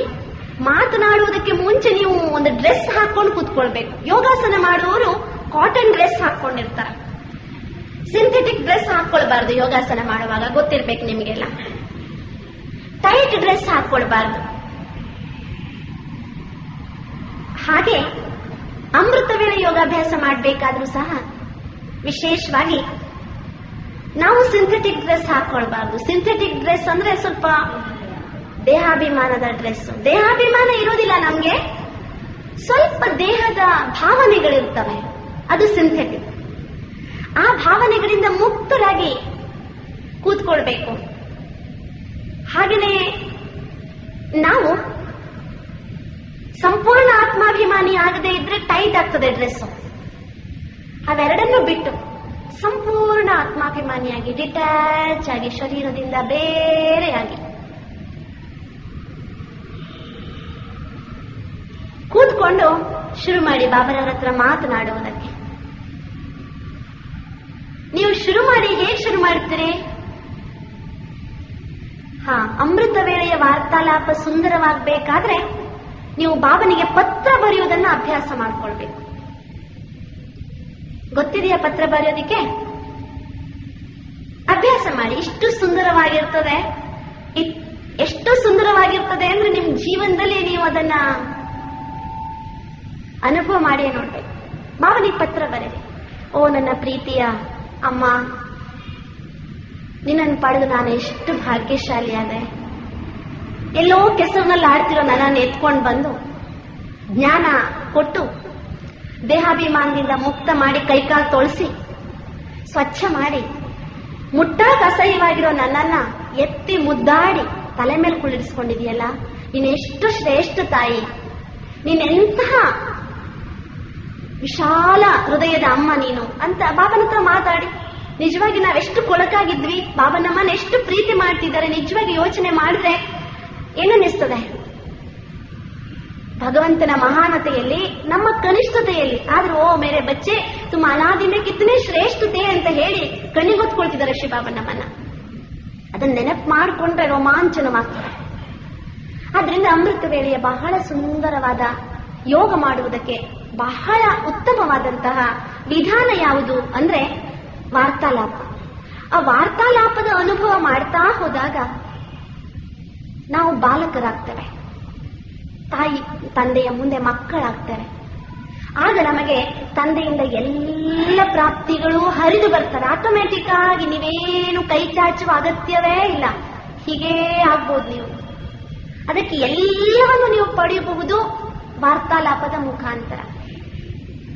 ಲೌಕಿಕದಲ್ಲಿ ಅಪ್ಪ ಅಮ್ಮನ ಹತ್ರ ಮಕ್ಕಳೇನಾದ್ರೂ ತೆಗೆದುಕೊಳ್ಳುವಾಗ ಅಪ್ಪ ಅಮ್ಮನಿಗೆ ಏನ್ ಮಾಡ್ತಾರೆ? ಮಸ್ಕ ಹೊಡಿತಾರೆ ಅಲ್ವಾ? ಅಮ್ಮ ನೀನ್ ಎಷ್ಟು ಒಳ್ಳೆಯವಳು, ಅಂತ ಅಮ್ಮ ಇಂಥ ಅಮ್ಮ ಅಂತ. ಆದ್ರೆ ನಾವೇನು ಇಲ್ಲದಿದ್ದು ಹೇಳೋದಿಲ್ಲ. ಶಿವಬಾಬಾ ನಿಜವಾಗಿ ನಮ್ಮ ತಾಯಿ ಇಂಥ ಶ್ರೇಷ್ಠ ತಾಯಿ. ಎಲ್ಲ ಸಂಬಂಧಗಳಲ್ಲಿ ಪ್ರಥಮ ಸಂಬಂಧ ತಾಯಿಯ ಸಂಬಂಧ. ಅದನ್ನ ನೆನಪು ಮಾಡಿಕೊಂಡು ಆಮೇಲೆ ತಂದೆಯನ್ನು ಜೊತೆಗೆ ಕುಳ್ಳಿರಿಸಿಕೊಂಡು ತಾಯಿ ತಂದೆಯ ರೂಪದಲ್ಲಿ ಬಾಪ್ ದಾದಾರವರನ್ನ ಮುಂದಿಟ್ಕೊಂಡು ನಾವು ಬಾಬನ ಜೊತೆಗೆ ಮಾತನಾಡ್ತೇವೆ. ನಮ್ಮ ಸ್ವಮಾನಗಳನ್ನು ನೆನಪು ಮಾಡಿಕೊಳ್ತೇವೆ. ಭಗವಂತನ ಸತ್ಯ ಸ್ವರೂಪವನ್ನು ದರ್ಶನ ಮಾಡಿಕೊಳ್ತೇವೆ ವಾರ್ತಾಲಾಪದ ಮುಖಾಂತರ. ನೀನು ಹೀಗಿದ್ದೀಯಾ, ನಿನ್ನಿಂದ ನಾನು ಹೀಗಾಗಿದ್ದೇನೆ, ನೀನು ಈ ರೀತಿಯಾಗಿ ಕಲಿಸ್ಕೊಟ್ಟೆ, ನಿನ್ನಿಂದ ನಾನು ಈ ರೀತಿಯಾಗಿ ಕಲಿತೆ. ಹೀಗೆ ಬಾಬನ ಹತ್ರ ಮಾತಾಡ್ತಾ ಹೋಗಿ. ಆಗ ಈಶ್ವರನಿಂದ ಎಲ್ಲ ಪ್ರಾಪ್ತಿಯ ಕಿರಣಗಳು ನನ್ನ ಹತ್ರನೇ ಬರ್ತಿದೆ ಅನ್ನೋ ಅನುಭವ ನಮ್ಗಾಗ್ತದೆ. ಸ್ವಲ್ಪ ಒಂದು 15-20 ನಿಮಿಷ ನೀವು ಕಷ್ಟಪಟ್ರೆ ಮುಂದಿನ 40 ನಿಮಿಷಗಳು ನಿಮ್ಮವಲ್ಲ, ಶಿವಬಾಬನವು. ಬಹಳ ಸುಂದರವಾದ ಪ್ರಾಪ್ತಿ, ಅನುಭವದ ಅಥಾರಿಟಿ ನೀವಾಗ್ತೀರಿ. ಆಗ ಎಲ್ಲ ಅಧಿಕಾರವನ್ನ ತಂದೆಯಿಂದ ಪಡೆದುಕೊಳ್ಳೋದಕ್ಕೆ ಸಾಧ್ಯ. ಇದೊಂದು ಅಮೃತ ವೇಳೆಯಲ್ಲಿ ಯೋಗ ಮಾಡುವಾಗ ಆತ್ಮಿಕ ವಾರ್ತಾಲಾಪ. ಶಿವಬಾಬರವರ ಭಾಷೆಯಲ್ಲಿ ರೂರಿಹಾನ್ ಅಂತ ಹೇಳ್ತಾರೆ ಬಾಬಾ. ರೂಹ್ ಬನ್ಕೆ ಪರಮಾತ್ಮನ ಜೊತೆಗೆ ಆತ್ಮಿಕ ವಾರ್ತಾಲಾಪವನ್ನು ನಡೆಸಬೇಕು. ಎರಡನೇದಾಗಿ ಅಮೃತ ವೇಳೆಯಲ್ಲಿ ಇನ್ನೊಂದು ರೀತಿಯ ವಿಶೇಷ ಅನುಭವವನ್ನು ಮಾಡಬಹುದು. ಅದು ಬೇರೆ ಬೇರೆ ಸ್ವರೂಪಗಳ ಸ್ಥಿತಿಯಲ್ಲಿ. ಆ ಸಮಯದಲ್ಲಿ ಸ್ವರೂಪಗಳ ಸ್ಥಿತಿಯಲ್ಲಿ ಅನುಭವ ಮಾಡ್ತಾ ಮಾಡ್ತಾ ನಿರಾಕಾರಿ ಸ್ಥಿತಿಯ ಅನುಭವವನ್ನು ನಾವು ಮಾಡಬಹುದು. ಆಗ ನಾವು ಸಂಪೂರ್ಣವಾದಂತಹ ಅತೀಂದ್ರಿಯದ ಆನಂದದ ಅನುಭವವನ್ನು ಮಾಡೋದಕ್ಕೆ ಸಾಧ್ಯ. ಮುಂದೆ ಸೂಕ್ಷ್ಮ ದೇವತಾ ಸ್ವರೂಪದ ಅನುಭವವನ್ನು ಮಾಡುವುದಕ್ಕೆ ಅತ್ಯುತ್ತಮವಾದ ಸಮಯ ಅಮೃತ ವೇಳೆ. ವಿಶೇಷವಾಗಿ ನೋಡಿ, ಸೂಕ್ಷ್ಮ ದೇವತೆಗಳು ಅಂದ್ರೆ ನಿಮ್ಗೆ ಏನ್ ಕಲ್ಪನೆ ಇದೆ? ಯಾವ ಆತ್ಮನ ಕರ್ಮದ ಲೆಕ್ಕಾಚಾರ ಸಮಾಪ್ತಿಯಾಗಿರ್ತದೋ, ಯಾವ ಆತ್ಮನ ಋಣ ಸಂಬಂಧಗಳು ಸಮಾಪ್ತಿಯಾಗಿರ್ತದೋ ಆ ಆತ್ಮ ಸಂಪೂರ್ಣ ಸ್ಥಿತಿಯನ್ನು ತಲುಪಿದಾಗ ಸೂಕ್ಷ್ಮ ದೇವತೆ ಆಗ್ತದೆ. ಹಾಗಾದ್ರೆ ಅಮೃತ ವೇಳೆಯಲ್ಲಿ ಸೂಕ್ಷ್ಮ ದೇವತಾ ಸ್ವರೂಪದ ಅನುಭವ ಮಾಡುವಾಗ ಸ್ವಲ್ಪ ಹೊತ್ತು ನಾನು ಸಂಪೂರ್ಣ ಎಲ್ಲ ಲೆಕ್ಕಾಚಾರಗಳಿಂದ ಬೇರೆಯಾದ ಆತ್ಮ ಎನ್ನುವುದನ್ನ ಫೀಲ್ ಮಾಡಿ. ಬಾಬಾ ಹೇಳಿದ್ದಾರೆ, ಚಮಕಿಲಿ ಡ್ರೆಸ್ ಪಹನ್ के मेरे पास आओ वतन में, काली लाली ड्रेस पहन के नहीं आओ. ಬಾಬಾ ಹೇಳಿದ್ದಾರೆ, ನಂದು ಚಮಕಿಲಿ ಡ್ರೆಸ್, ನಿಮ್ದು ಎಂಥ ಡ್ರೆಸ್ ಬೇಕು? ಚಮಕಿಲಿ ಡ್ರೆಸ್, ಸೂಕ್ಷ್ಮ ದೇವತಾ ಸ್ವರೂಪ. ಅದಕ್ಕೋಸ್ಕರ ಕರ್ಮದ ಲೆಕ್ಕಾಚಾರ ಸಮಾಪ್ತಿಯಾಗಿದೆ ನನ್ನದು ಅಂತ ಫೀಲ್ ಮಾಡಿ. ಅನುಭವಕ್ಕೆ ನಿಲುಕದ್ದ ಜೀವನದಲ್ಲಿ ಯಾವುದೂ ಇಲ್ಲ. ರವಿ ಕಾಣದ್ದನ್ನ ಕವಿ ಕಂಡ, ಕವಿ ಕಾಣದ್ದನ್ನು ಅನುಭವಿ ಕಂಡ ಅಂತ ಗಾಯನ ಇದೆ. ಜಹಾ ನಾ ಪಹುಂಚೆ ರವಿ ವಹಾ ಪಹುಂಚೆ ಕವಿ, और जहां ना पहुंचे रवि कवि वहां पहुंचे ಅನುಭವಿ ಅಂತ. ಆದ್ರಿಂದ ಅನುಭವದಿಂದ ನಾವು ಏನ್ ಬೇಕಾದ್ರೂ ಪಡ್ಕೊಳ್ಬಹುದು. ಹಾಗೆ ಸೂಕ್ಷ್ಮ ದೇವತಾ ಸ್ವರೂಪದ ಅನುಭವದಿಂದ ನಮ್ಗೆ ಏನ್ ಪ್ರಯೋಜನ ಅಂದ್ರೆ, ಬೇರೆ ಎಲ್ಲ ಆತ್ಮಗಳಲ್ಲಿ ಹಿಮ್ಮತ್, ಸಾಹಸವನ್ನ, ಸರ್ವಶಕ್ತಿಗಳ ಬಲವನ್ನ ತುಂಬುವ ಸಾಮರ್ಥ್ಯ ನಮಗೆ ಸಿಗ್ತದೆ ನಾನು ಸೂಕ್ಷ್ಮ ದೇವತಾ ಸ್ವರೂಪದ ಅನುಭವ ಮಾಡಿದಾಗ. ಶಿವಬಾಬರವರಿಂದ ನಾನು ಶಕ್ತಿ ಪಡೆದುಕೊಳ್ತೇನೆ, ನಾನು ಬೇರೆ ಆತ್ಮಗಳಿಂದ ಸೂಕ್ಷ್ಮ ದೇವತಾ ಸ್ವರೂಪದಿಂದ ಎಲ್ಲ ಶಕ್ತಿಗಳನ್ನ ವರದಾನದಲ್ಲಿ ಕೊಡ್ತೇನೆ. ಆ ಕಲ್ಪನೆಯೇ ಬಹಳ ಸುಂದರವಾದದ್ದು. ಊಹಿಸ್ಕೊಳ್ಳಿ, ವಿಶ್ವ ಒಂದು ಗ್ಲೋಬ್, ಈ ಗ್ಲೋಬಿನ ಮೇಲೆ ಎತ್ತರದಲ್ಲಿ ನಾನು ಕೂತಿದ್ದೇನೆ, ಈ ಗ್ಲೋಬ್ ನಲ್ಲಿರೋ ಎಲ್ಲರಿಗೂ ನಾನು ಸುಖ ಶಾಂತಿ ಏನ್ ಬೇಕು ಅವ್ರಿಗೆಲ್ಲ ಕೊಡ್ತಿದ್ದೇನೆ. ಎಂಥ ಸಂತೋಷವಾಗ್ತದೆ, ಹೈಯೆಸ್ಟ್ ಸ್ಟೇಜ್ನ ಅನುಭವ ಆಗ್ತದೆ. ಆ ಅನುಭವ ಯಾವಾಗ ಸಾಧ್ಯ ಗೊತ್ತಾ? ಯಾವಾಗ? ಅಮೃತ ವೇಳೆಯಲ್ಲಿ ನಾವು ಎದ್ದು ಕೂತ್ಕೊಂಡ್ರೆ ಸಾಕು. बाबा ಹೇಳ್ತಾರೆ बच्चे अमृत वेले आंख खोलते ही पहले गुड मॉर्निंग बोलो और मेरे सामने आके बैठ जाओ बस ಅಷ್ಟು ಮಾಡಿ ಸಾಕು. ಅಮೃತ ವೇಳೆ ಎದ್ದು ಬಂದು ಕೂತ್ಕೊಳ್ಳಿ ಬಾಬನ ಮುಂದೆ. ಬಾಬಾ ಎಲ್ಲ ಅನುಭವಗಳನ್ನ ಕೈ ಹಿಡಿದು ಬಾಬಾ ಸೈರ್ ಕರಾತೆ, ವಿಶ್ವ ಪ್ರದಕ್ಷಿಣೆ ಮಾಡಿಸ್ತೇನೆ ನಾನು ನಿಮ್ಗೆ. ಹೋಗಿದ್ದೀರಾ ಬಾಬಾವ್ರ ಜೊತೆಗೆ ವಾಕಿಂಗ್?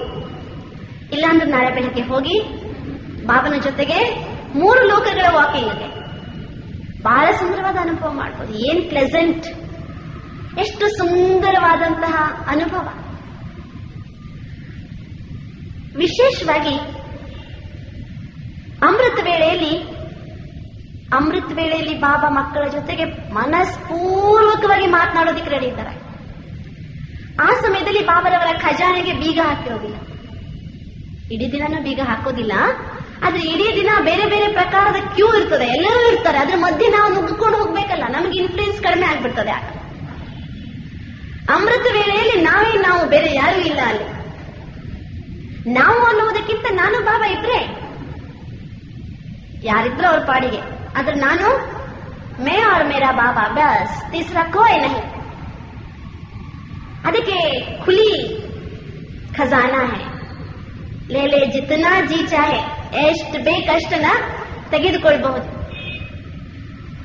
ಮತ್ತು ಆ ಸಮಯದಲ್ಲಿ ನಿಮ್ಗೆ ಏನ್ ಬೇಕು ಅದು ತೆಗೆದುಕೊಳ್ಬಹುದು.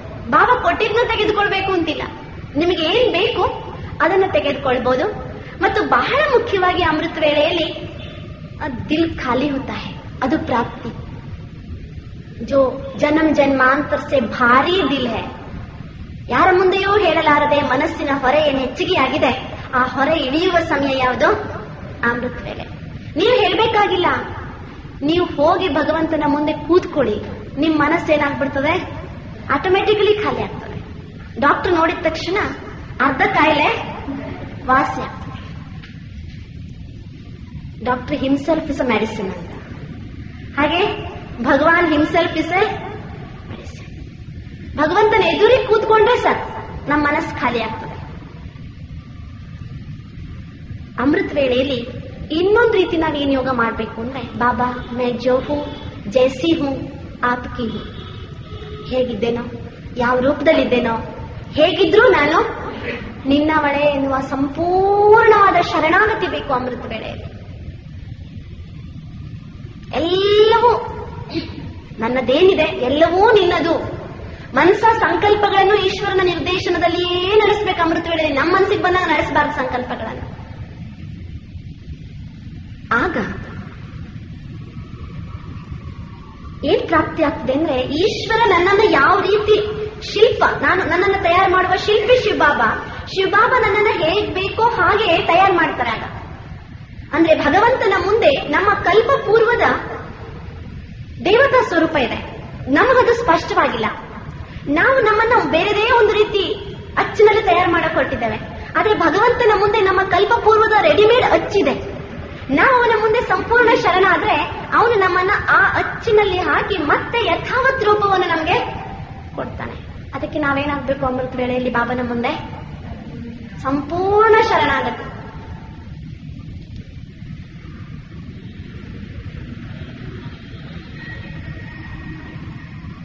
ಅಮೃತ ವೇಳೆ ನಮ್ಮ ಯೋಗ ಸಹಜ ಯೋಗವಾಗಿರ್ಬೇಕು, ಕಷ್ಟದ ಯೋಗವಲ್ಲ. ನಾವು ಬಂತು ಹೀಗೆಲ್ಲ ಯೋಗ ಮಾಡಬಾರ್ದು. ಸೊ ಕೂತ್ಕೊಳ್ಳುವಾಗಲೇ ನಿಮ್ಗೆ ಕಂಫರ್ಟೇಬಲ್ ಆಗೋ ಒಂದು ಆಸನ. ಕಾಲ್ ಚಾಚ್ಕೊಂಡು ಕೂತ್ಕೊಳ್ಬೇಕು ಅನ್ಸಿದ್ರೆ ಕಾಲ್ ಚಾಚ್ಕೊಂಡೇ ಕೂತ್ಕೊಳ್ಳಿ, ಮಲಗ್ಕೊಂಡು ಮಾತ್ರ ಮಾಡ್ಬೇಕು. ಸುಖಾಸನ ಅಂತ ಹೇಳ್ತಾರೆ ಯೋಗಾಸನಗಳಲ್ಲಿ. ಸುಖಾಸನ ಅಂದ್ರೆ ಸುಖವಾಗಿ ಒಂದು ತಾಸು ಕೂತ್ಕೊಳ್ಳೋಕೆ ಸಾಧ್ಯವಾಗುವ ಆಸನ ಅಂತ.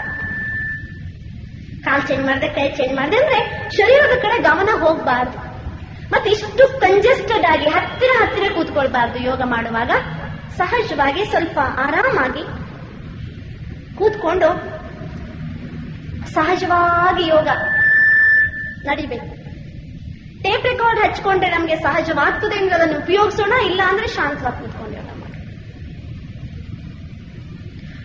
ಇದು ಸಹಜ ಯೋಗವಾಗುವುದಕ್ಕೆ ಕೆಲವು ಉತ್ತಮ ಗೀತೆಗಳನ್ನ ಬಳಸಬಹುದು ನಾವು. ಉದಾಹರಣೆಗೆ, ಭಗವಾನ್ ಹಮಾರ साथी है, ऐसा साथी किसका होगा ये सोच आंख भर आती है. ಯಾರಿಗೆ ಸಿಗ್ಬೋದು ಇಂಥ ಸಾಥಿ? ಯೋಚನೆ ಮಾಡಿದ್ರೆ ಕಣ್ ತುಂಬಿ ಬರ್ತದೆ. ವಾಹ್ ಬಾಬಾ, ನಾನು ಎಷ್ಟು ಶ್ರೇಷ್ಠ ಆತ್ಮ, ಮುझे ಭಗವಾನ್ साथी होकर मिला है. मेरा बाबा इस तरफ मेरा साथी है, इस तरफ मेरा सखा है, पीछे मेरा बाबा गार्ड है, आगे मेरा बाबा गाइड है. ಹಿಂದೆ ರಕ್ಷಕ, ಮುಂದೆ ಮಾರ್ಗದರ್ಶಕ, ಇತ್ತ ಕಡೆ ಸಂಗಾತಿ, ಇತ್ತ ಕಡೆ ಸ್ನೇಹಿತ. ಹೀಗೆ ಬಾಬನೇ ಸುತ್ತಮುತ್ತ ಎಲ್ಲ ಇದ್ದಾರೆ ಎನ್ನುವ ಫೀಲಿಂಗ್ ನಲ್ಲಿ ಕೂತ್ಕೊಳ್ಳಿ. ಯೋಗ ಏನಾಗ್ತದೆ? ಸಾಹಸ ಯೋಗ, ಅಂತರದ ಯೋಗ ಕುಡ್ದು ನಿರಂತರ ಯೋಗವಿರಬೇಕು. ಆಗ ಅಮೃತ ವೇಳೆ ಸುಸ್ತಾಗೋದಿಲ್ಲ, ಅಥಕ್ ಯೋಗಿ ನಾವಾಗ್ತಾರೆ. ಉದ್ದೇಶ ಇದೆಯಲ್ವಾ, ನಾವೆಂತ ಯೋಗಿ ಆಗ್ಬೇಕು? ಅಥಕ್, ಸುಸ್ತಿನ ಅನುಭವವಾಗಬಾರದು. ಅದಕ್ಕೋಸ್ಕರ ಅಮೃತ ವೇಳೆಯಲ್ಲಿ ಯೋಗ ಶಕ್ತಿಪೂರ್ಣ ಆಗ್ಬೇಕಾದ್ರೆ ಜ್ಞಾನಪೂರ್ಣ ಆಗಿರ್ಬೇಕು. ನಾವು ಜ್ಞಾನದ ಕೊರತೆ ಯೋಗದಲ್ಲಿ ನಮ್ಗೆ ಬೋರ್ಡಮ್ ಮಾಡಿಸ್ತದೆ. ಏನ್ ಬೇಜಾರಾಗ್ತದ್ರಿ ಅಂತ ನಾವೇನ್ ಹೇಳ್ತೇವಲ್ಲ, ಬೇಸರಕ್ಕೆ ಕಾರಣವೇನೋ ಜ್ಞಾನದ ಕೊರತೆ. ಕೇಳಿದಾಗ ಎಲ್ಲ ಅರ್ಥ ಆಯ್ತು ಅನ್ನಿಸ್ತದೆ, ಆಮೇಲೆ ಎಲ್ಲ ಮಾರ್ತೋಗ್ಬಿಟ್ಟು. ಅದಕ್ಕೆ ಕಾರಣ ಜ್ಞಾನದ ಪುನರ್ಚಿಂತನೆಯ ಕೊರತೆ, ಮತ್ತೆ ಬಹುಜನ್ಮಗಳ ಸಂಸ್ಕಾರ. ಶ್ರವಣ ಪ್ರೇಮಿಗಳು ನಾವೆಲ್ಲ ಏನ್ ಚೆನ್ನಾಗಿ ಹೇಳ್ತಾರೆ ಶಿವಬಾಬಾ ಅಂತ ಬಾಬನಿಗೆ ಸರ್ಟಿಫಿಕೇಟ್ ಕೊಟ್ಟು ಹೇಳ್ತಾರೆ. ಆದ್ರೆ ಕೇಳಿದ ಜ್ಞಾನ ಬೇರೆಯವ್ರ ಹತ್ರ ಹಂಚಿಕೊಳ್ಳೋದಿಲ್ಲ, ಡಿಸ್ಕಷನ್ ಮಾಡೋದಿಲ್ಲ, ನಮ್ಮ ವಿಚಾರಗಳ ವಿನಿಮಯ ಮಾಡಿಕೊಳ್ಳೋದಿಲ್ಲ. ನಮ್ಮ ಮನಸ್ಸಿನಲ್ಲಿಯೇ ಮಂಡಿಗೆ ತಿಂತೇವೆ. ಲೆಕ್ಕ ಕೊಡೋರು ಯಾರು? ಅದಕ್ಕೋಸ್ಕರ ಎಷ್ಟೆಷ್ಟು ಜ್ಞಾನವನ್ನ ನಾವು ಹೆಚ್ಚಿಗೆ ಚಿಂತನೆ ಮಾಡ್ತೇವೆ, ಅಷ್ಟು ಅಮೃತ ವೇಳೆಯ ಯೋಗ ಶಕ್ತಿಶಾಲಿಯಾಗಿರ್ತದೆ. ಅಮೃತ ವೇಳೆಯಲ್ಲಿ ಗಂಟೆಗಟ್ಟಲೆ ನಾವು ನಿರಂತರವಾಗಿ ಯೋಗ ಮಾಡಬಹುದು. ಅದಕ್ಕೆ ಅಮೃತ ವೇಳೆಯಲ್ಲಿ ಯೋಗ ಜ್ಞಾನಪೂರ್ಣರಾಗಿ ಮಾಡಬೇಕು. ನಾವು ಕೆಲವೊಮ್ಮೆ ಭಕ್ತಿಯ ಸಂಸ್ಕಾರ ಹಣಿಕೆ ಹಾಕ್ಬಿಡ್ತದೆ ಅಲ್ಲಿ. ಓ ಬಾಬಾ ಎಂಥ ಉಪಕಾರ ಮಾಡಿದ್ಯಪ್ಪ ಅಂತ ಹೇಳುವಾಗ ಕೈ ಮುಗಿಯೋದಿಲ್ಲ, ಮನಸ್ಸು ಕೈ ಮುಗಿದು ಬಿಡ್ತದೆ ಬಾಬನಿಗೆ. ಆದ್ರೆ ಆ ಭಕ್ತಿಯ ಸಂಸ್ಕಾರ ಇಮರ್ಜ್ ಆಗದೆ ಇರಬೇಕು. ಭಕ್ತಿ ಬೇಕು. ಭಕ್ತಿ ಮೀನ್ಸ್ ಪ್ರೀತಿ, ಭಗವಂತನಲ್ಲಿ ಭಾವನೆ, ಶ್ರದ್ಧೆ ಬೇಕು. ಆದ್ರೆ ಆ ಶ್ರದ್ಧೆ ದಾಸ್ಯತ್ವವಾಗಬಾರದು, ದಾಸ್ಯತ್ವವಾಗಿ ಬದಲಾಗಬಾರದು. ಶ್ರದ್ಧೆ ಪ್ರೀತಿಯಾಗಬೇಕು. ಅದಕ್ಕೋಸ್ಕರ ಅಮೃತ ವೇಳೆಯಲ್ಲಿ ನಾವು ಬಾಲಕರೂ ಆಗಿರ್ಬೇಕು, ಜೊತೆಗೆ ಮಾಲೀಕರೂ ಆಗಬೇಕು. ಮಾತನಾಡುವಾಗ ಬಾಲಕರು, ಶ್ರೇಷ್ಠ ಸ್ಥಿತಿ ಅನುಭವ ಮಾಡುವಾಗ ಸಮಾನ ಸ್ಥಿತಿ, ಭಗವಂತನ ಈಕ್ವಲ್ ಆಗಿ ಮಾಲೀಕತ್ವದ ಅನುಭವವನ್ನ ಮಾಡಬೇಕು. ಆಗ ಅಮೃತ ವೇಳ ಏನಿರ್ತದೆ? ಬಹಳ ಸುಂದರವಾದ ಬ್ರಾಹ್ಮಿ ಮುಹೂರ್ತ. ಅದು ತುರೀಯ ಸ್ಥಿತಿಯ ಅನುಭವವನ್ನ ಮಾಡುವುದಕ್ಕೆ ಅನುಕೂಲವಾಗ್ತದೆ ನಮ್ಗೆ. ನೆನ್ಪಿಟ್ಕೊಳ್ಳಿ, ಸಂಗಮ ಯುಗ ಪೂರ್ತಿ ನಾವು ಬದುಕಿರ್ಬೇಕು ಅಂದ್ರೆ ಅಮೃತ ವೇಳೆ ಯೋಗ ಮಾಡಲೇಬೇಕು. ಸಂಗಮ ಯುಗ ಇರುವವರೆಗೆ ನಾವು ಈಶ್ವರನ ಮಕ್ಕಳಾಗಿಯೇ ಇರಬೇಕು. ಬಾಬಾ ವರದಾನ ಕೊಡ್ತಾರೆ, ಬಚ್ಚೆ ಜೀತೆ ರಹೋ ಅಂತ. ಅಂದ್ರೆ ಏನರ್ಥ? ಸಾಯಲೇಬೇಡಿ ಅಂತನ ಅರ್ಥ. ಶರೀರ ಲೆಕ್ಕಾಚಾರ ಮುಗಿತು ಅಂದ್ರೆ ಹೋಗ್ತದೆ, ಪ್ರತಿಯೊಂದು ಆತ್ಮ ಶರೀರ ಬಿಟ್ಟು ಯಾರು ಏನ್ ಮಾಡಕ್ ಬರಲ್ಲ. ಆದ್ರೆ ಈ ಶರೀರದಲ್ಲಿ ನಾನಿರುವವರೆಗೆ ನಾನು ಶಿವಬಾಬನವರು ಕೈ ಬಿಡಬಾರ್ದು ಅಂದ್ರೆ ನಾನು ಅಮೃತ ವೇಳೆ ಯೋಗವನ್ನ ಎಂದಿಗೂ ಮಿಸ್ ಮಾಡಬಾರ್ದು. ಚಾಹೆ ಬೀಮಾರ್ ಹೋ, ಚಾಹೆ ಕುಚ್ ಭಿ ಹೋ, ಬಾಬಾ ಕಿ ಯಾದ್ ಅಮೃತ ವೇಳೆ ಮೇ ಮಿಸ್ ನಹಿ ಕರ್. ಎಂದೆಂದೂ ಬಾಬರವರ ನೆನಪನ್ನ ಅಮೃತ ವೇಳೆಯಲ್ಲಿ ಮಿಸ್ ಮಾಡಬಾರ್ದು. ಇದೊಂದು ಹಣೆಪಟ್ಟಿ ಹಚ್ಕೊಂಡ್ಬಿಡ್ಬೇಕು ನಾವು. ಸಂಗಮ ಹಿಡಿದ ವ್ರತ ಅದು. ಏನು? ವ್ರತ ಅಂದ್ರೆ ನೆನಪಾಯ್ತು, ವ್ರತ ಆಗ್ಬಿಡಬಾರ್ದು. ಮತ್ತದು ಅಂದ್ರೆ ಒಟ್ಟಾರೆ ಎದ್ದು ಕೂತ್ಕೊಳ್ಳೋದು, ಜುಟ್ಕ ಗುಟ್ಕ ಏನಿರ್ಬಾರ್ದು ಅಮೃತ ವೇಳೆ. ಅದಕ್ಕೋಸ್ಕರ ನಾವೀಗ ನೆನಪು ಮಾಡ್ಕೊಂಡಿದ್ದು ಅಮೃತ ವೇಳೆ ಯೋಗ ಹೇಗಿರ್ಬೇಕು ಹೇಳಿ? ಜ್ಞಾನಪೂರ್ಣವಾಗಿರ್ಬೇಕು, ಜ್ಞಾನಪೂರ್ಣವಾಗಿರ್ಬೇಕು. ಒಂದೊಂದೇ ಬಾಬರವ್ರು ನೋಡಿ, ಈಗಾಗಲೇ ನಾವು ಬಾಬರವ್ರನ್ನ ಅಮೃತ ವೇಳೆಯಲ್ಲಿ ಹೇಗೆ ನೆನಪು ಮಾಡಬೇಕು ಅಂತ ಚಿಂತನೆ ಮಾಡ್ತಾ ಇದ್ದೇವೆ.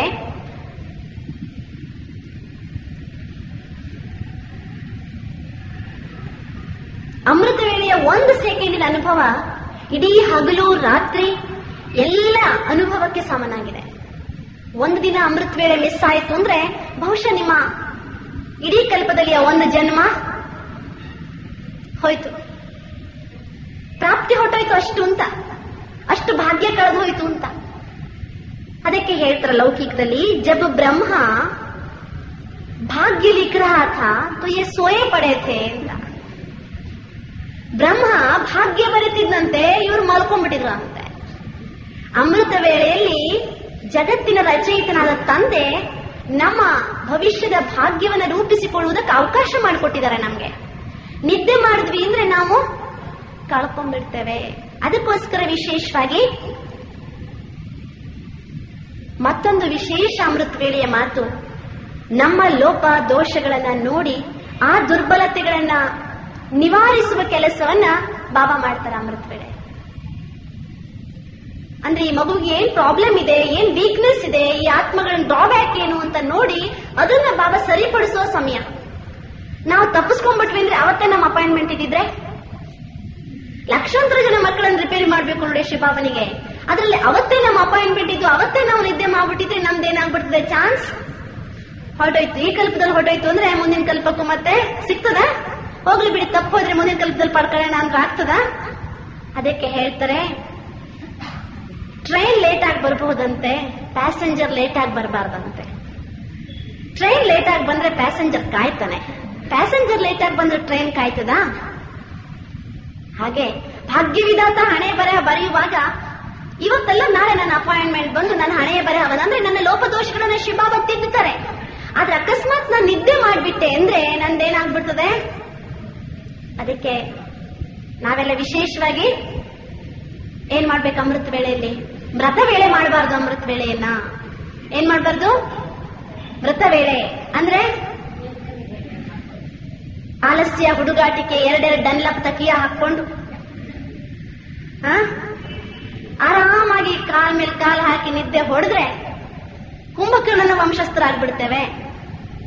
ಹಾಗಾಗ್ಬಾರ್ದು ಅಂದ್ರೆ ಆಲಸ್ಯ ಹುಡುಗಾಟಿಕೆಗಳಿಗೆ ದೂರದಿಂದಲೇ ಬೀಳ್ಕೊಡುಗೆ ಕೊಟ್ಟು ಕಳಿಸಿ ಅವುಗಳನ್ನ ಈಶ್ವರನ ಮಡಿಲಿನಲ್ಲಿ ವಿಶ್ರಾಂತಿ ಮಾಡಿ, ಈಶ್ವರನನ್ನ ನಿಮ್ಮ ಹೃದಯದ ಸಂಗಾತಿಯನ್ನಾಗಿ ಮಾಡಿಟ್ಕೊಂಡು ಅಮೃತ ವೇಳೆಯ ಪೂರ್ಣ ಪ್ರಯೋಜನ ಪಡಿಬೇಕಾದ್ರೆ ಪ್ರತಿ ದಿನ ಪ್ರತಿ ಕ್ಷಣ ಸ್ಫೂರ್ತಿ ಹೊಂದಿರಬೇಕಾದ್ರೆ ಅಮೃತ ವೇಳೆಯ ಯೋಗವನ್ನ ಶಕ್ತಿಶಾಲಿ ಮಾಡ್ಕೊಳ್ಬೇಕು. ನಾವೆಲ್ಲರೂ ಅಮೃತ ವೇಳೆ ಯೋಗ ಮಾಡ್ತೇವೆ, ಎದ್ದು ಕೂತಂತೂ ಇರ್ತೇವೆ, ಕಣ್ಣಂತೂ ತೆರೆದಿರ್ತದೆ, ಬುದ್ಧಿ ವಾಕಿಂಗ್ ಹೋಗಿರ್ತದೆ. ಎಲ್ಲಿ ಅಂತ ಮಾತ್ರ ಕೇಳಬೇಡಿ. ಆದ್ರೆ ಈಗ ನಾವು ಆ ವಾಕಿಂಗ್ ಅನ್ನ ರಿಪೇರಿ ಮಾಡಬೇಕಾಗಿದೆ. ಸಿಟಿಗೆ ವಾಕಿಂಗ್ ಕಳಿಸ್ಬೇಡಿ, ಪರಂಧಾಮಕ್ಕೆ ವಾಕಿಂಗ್ ಕಳಿಸಿ, ಸ್ವರ್ಗಕ್ಕೆ ವಾಕಿಂಗ್ ಕಳಿಸಿ, ಪಿಕ್ನಿಕ್ ಮಾಡಕ್ ಹೋಗಿ ಸ್ವರ್ಗಕ್ಕೆ, ಮಧುಬನಕ್ಕೆ ವಾಕಿಂಗ್ ಕಳಿಸಿ ಅಥವಾ ಪಿಕ್ನಿಕ್ಗೆ ಕಳಿಸಿ. ಬೇಡ ಅಂದ್ರೆ ಬಾಬನ ಜೊತೆಗೆ ಕೈ ಹಿಡಿದುಕೊಂಡು ವತನಕ್ಕೆ ವಾಕಿಂಗ್ ಹೋಗಿ. ಆಗ ಅಮೃತ ವೇಳೆ ಏನಾಗ್ತದೆ? ನಿಮ್ಮನ್ನ ಕಿಂಗ್ ಮಾಡ್ತದೆ, ರಾಜರನ್ನಾಗಿ ಮಾಡ್ತದೆ ಕರ್ಮೇಂದ್ರಿಯಗಳಿಗೆ. ಅದಕ್ಕೋಸ್ಕರ ಅಮೃತ ವೇಳೆ ಸಂಗಮ ಯುಗದ ಭಾಗ್ಯದ ಬಾಗಿಲು. ಅಮೃತ ವೇಳೆ ನಾವು ಹೇಳಿಲ್ಲ ಅಂದ್ರೆ ಸಂಗಮ ಯುಗದ ಬಾಗಿಲು, ಹೆಬ್ಬಾಗಿಲು ನಮ್ಮ ಪಾಲಿಗೆ ಕ್ಲೋಸ್.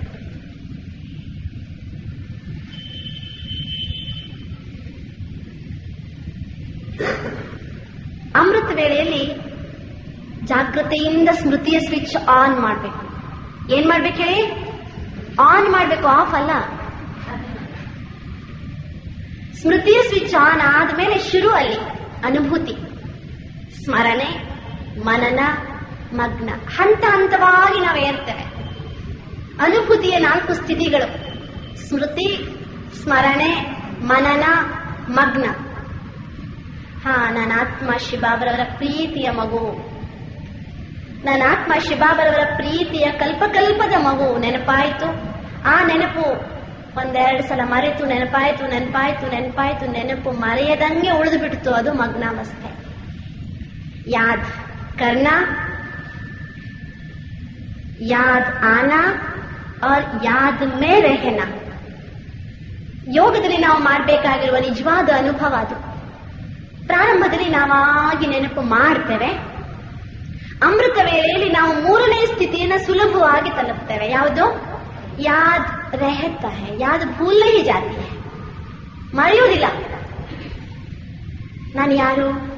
ನಾನು ಶಿವಬಾಬರ ಮಗುನೋ ರಾವಣನ ಮಗುನೋ ಅಂತ ಕನ್ಫ್ಯೂಷನ್ ಆಗೋದಿಲ್ಲ. ನಾನು 100% ಶಿಬಾವನ್ ಮಗುವೆ ಅಂತ ನಮಗೆ ಕನ್ಫರ್ಮ್ ಆಗಿರ್ತದೆ.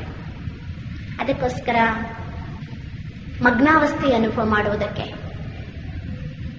ನೆನಪಿನಾಳದಲ್ಲಿ ಹೋಗುವುದಕ್ಕೆ, ಆನಂದ ಸಾಗರನ ಜೊತೆಗೆ ಈಜಾಡುವುದಕ್ಕೆ, ಜ್ಞಾನ ಸಾಗರನ ಜೊತೆಗೆ ಜ್ಞಾನದ ಎಲ್ಲ ಖಜಾನೆಗಳನ್ನ ಪಡೆದುಕೊಂಡು ಆಳದಲ್ಲಿ ಹೋಗಿ ಮುತ್ತು ರತ್ನಗಳ ಅನುಭವವನ್ನ ಪಡೆಯುವುದಕ್ಕೆ ಅಮೂಲ್ಯವಾದ ಅದ್ವಿತೀಯವಾದ ಸಮಯ ಯಾವುದು?